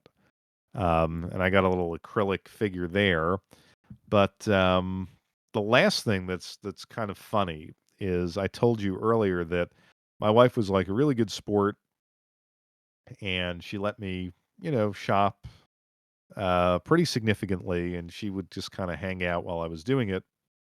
Well, in all of these stores, whether it was Osaka or Akihabara, you know, they always had like a doll section, or like for those anime characters, they make little dolls, and there's thousands and thousands of them. So she likes dolls, so she would browse those dolls. And when I was done buying video games, she would have like an anime girl, Hmm. of some, and I couldn't tell you who these people are. So she came home with a bag of those, and when we got home, she was like, these are gonna look great in your game room. And I Man. paused and I was like, yeah. So on her first trip, she got into those like clear plastic, like acrylic standee figures, Mhm. and she got me a couple that she very artfully placed in the very few empty gaps that I have in my shelving. So they were from like a train anime of some kind because they're all in like train uniforms. Okay. But they were it was tasteful. And then she got some kind of like larger figure of some bikini clad girl from some anime. She's like, "Oh, this will look great on your bookshelf." So I didn't question it. And she also got me like a stack of Saturn games, so I was happy. Um, but now I have more of these dolls and large acrylic anime girl things. She's slowly finding her way into your game room. Yes, and so she's gonna put them up somewhere, and I'm like, you know, thank God I'm married to her, Yeah. and thank God I'm married, period, because if I were still dating and a woman saw that, this would be, I would be on whatever that's Megan's list at some point because I think this we said is it I think we said it last time. We got really lucky with the significant others that we have because yes. not a lot of women are very understanding to hobbies like ours. Yeah. Um I'm the same. So, So it's like man, video game adjacent stuff. Like I'm not gonna, complain, but I'm like, wow, I have a lot of anime girl dolls that are apparently going to reside in my game room here. that's awesome though. Um, Very and it was awesome. funny because the bikini girl that she got from the first trip was on my uh bookcase, and I was doing a Zoom meeting for work, and I usually do it somewhere else, but I just we were having some work done on the house, so I came into the game room and like, oh, I'll take the meeting from here. And I turned on my camera, and then I was like, oh shit, and I had to turn it off quickly because that thing was in the corner, and I'm like, they're like, oh, what's going on? We can't see. I'm like, oh, camera malfunction. I'm gonna go up there and take that down because not everyone needs to know the extent of our hobbies. And Yeah, yeah. We only share it with the certain special types. yes, so those were my items fresh from Japan. I did get some books, like they had a new 30th anniversary book celebrating the Sega Saturn in a lot of the train stations, which I thought was interesting. And Mhm. I'm a big book person. I love Japanese, tribute books and art books and magazines, but they are Speak- heavy. Speaking of that, I've actually been thinking about finding because I noticed that sometimes Japan they'll release strategy guides still, and Yes. I've thought about trying to find strategy guides for games that I'm interested in because I the last one I got was Shin Megami Tensei 5's hard book, hardcover strategy guide. It's like 500 pages and it's amazing to flip through, but I can't read anything, but I still like it. Um, Is that the strategy guide or the art book? no, the strategy guide. Okay. Um, and I keep trying to find out if there's going to be more coming because there's a lot of RPGs coming out. Because the last one I keep looking for is Unicorn Overlord, and I keep wondering if they're gonna make one. Because like I actually think I got that habit from you because you have a lot of books. And you're always showing me those Japanese import books and all that stuff, and I'm like, I think I want to get back into the book thing too. I love the books. I mean, particularly like the art books, because I feel, you know, and this is again my perhaps paranoia or negativity, but I feel like, you know, once you know everything fades. Like let's Yeah. say I get to a point where I in my retirement, I'm not as dexterous, or I have a problem with my vision or arthritis, and you can't really play the games. you can still look back and have that experience Yeah. of the game, of these properties that you love through the art book. Um, or of course, if, we lose electricity or, who knows what the future holds. Yeah. Having that hardcover book is nice, but just even beyond that, I find it's really refreshing and relaxing. Like at night, sometimes you don't want to necessarily play a game, but you just kind of put on, or this is what I do, put on some like game music Yep. and just sit there and flip through these books and, have this nostalgic experience. Yeah. I'm the same. So, yeah, I'm a huge fan. I'm running out of space.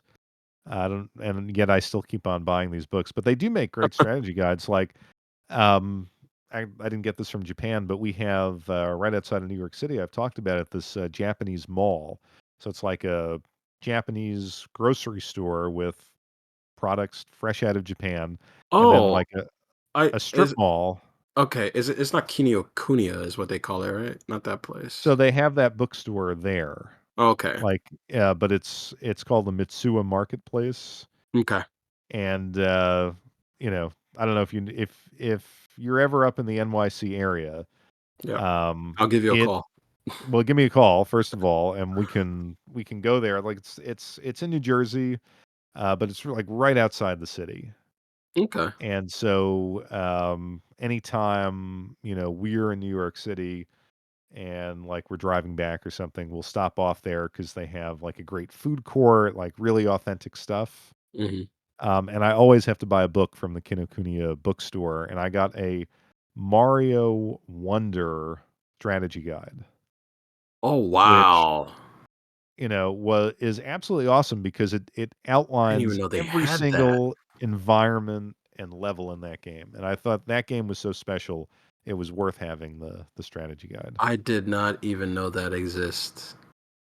It That is wasn't too awesome. expensive either. It might have been $30, Mm, which for here is good. Like a lot of the times, if you're buying an art book from the store, like a serious art book, mhm. it's in the hundreds of dollars. Like it can be crazy. But our connections, our sources, our store over there, if you physically go to their location in Japan, uh, they have just walls and walls of books and strategy guides, dirt cheap.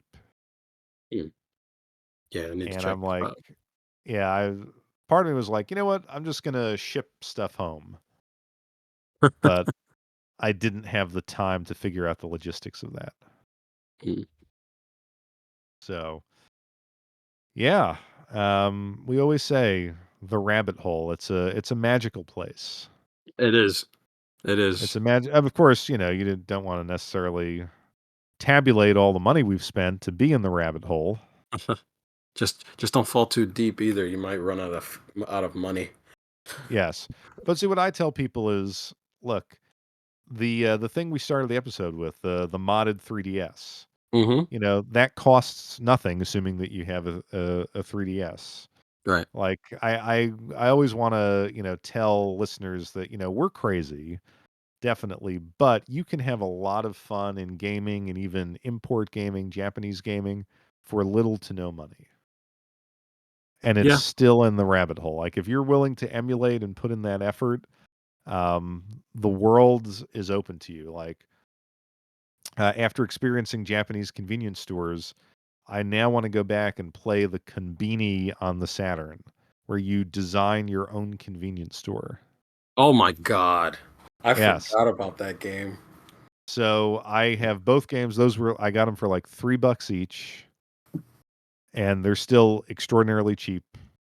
eBay or if you're in Japan, and like I mean, I feel like that's why you're an import gamer, right? To have weird games like that, and with Google Yeah. Lens, now I can actually play it.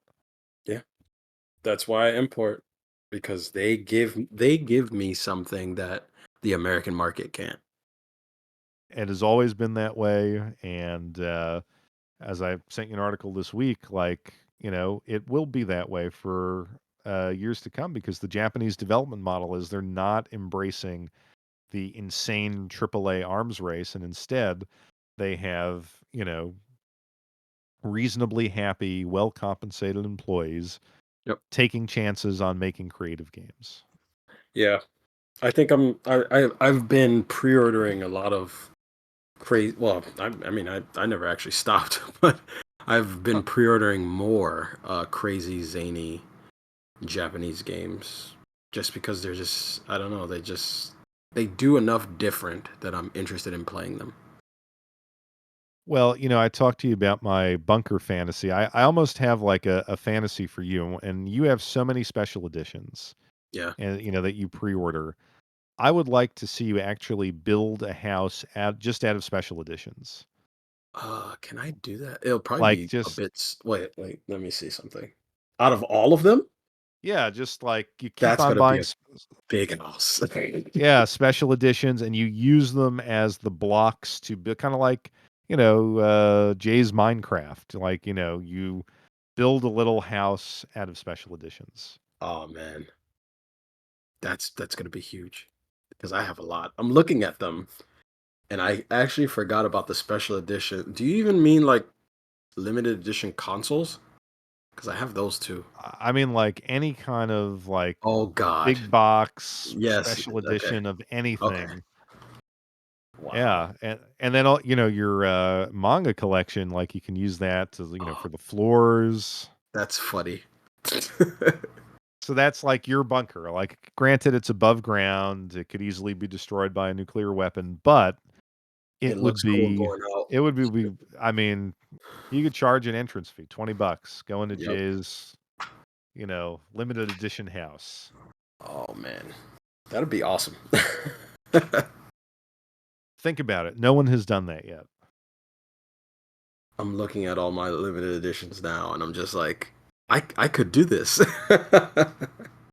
You seriously could. I mean, like I said, go to your channel, and if you still have that video up, if you just going through the Switch stuff. Oh, the live stream video. Yeah, Yeah, yeah. that's close to the end of the video. Yeah, yeah. And that wasn't even like the limited, that was just Switch games. So I feel like, you know, I told you this, every now and then a little video, like, walk us through your special edition collection. I'll do that. I'll do that one day. I'll That I'll I'll save the cabinet surrounded in glass for last. I'll save that one. I'll do that though. That actually sounds yeah. like fun. And then you could do a house tour once you actually build the special edition house. That's gonna take some time. It's a million view video, I guarantee it. Oh God, gotta All thank you you have to for do that is one. the title would be, "I built a house out of Switch special editions." You have the picture of it in the background, and you with a goofy point Oh to the God, house, because that's how every YouTube video works. Someone yeah, that's is true. at That's making a true. funny face and Making a pointing at stupid something. face and pointing at something. Yep, there you're right. Yeah, The algorithm. algorithm loves that. So I Wow. would click on that 100%. So anyway, I think we will come to the end. I think we've been on for About 3 two, hours. 3 hours. Yeah. Wow, it's a three So hour episode. we said it was going to be an epic episode, Yep. and it was. And we've I mean, so many games that we discussed. I have so much to buy. That's the dangerous thing. The good thing is I can buy all of this stuff before we post it. This is true. Yeah. This is very true. So we will be back in August, Yep. and we will continue our trip down this crazy import gaming rabbit hole. I can't wait. We will see you then. See you later, guys.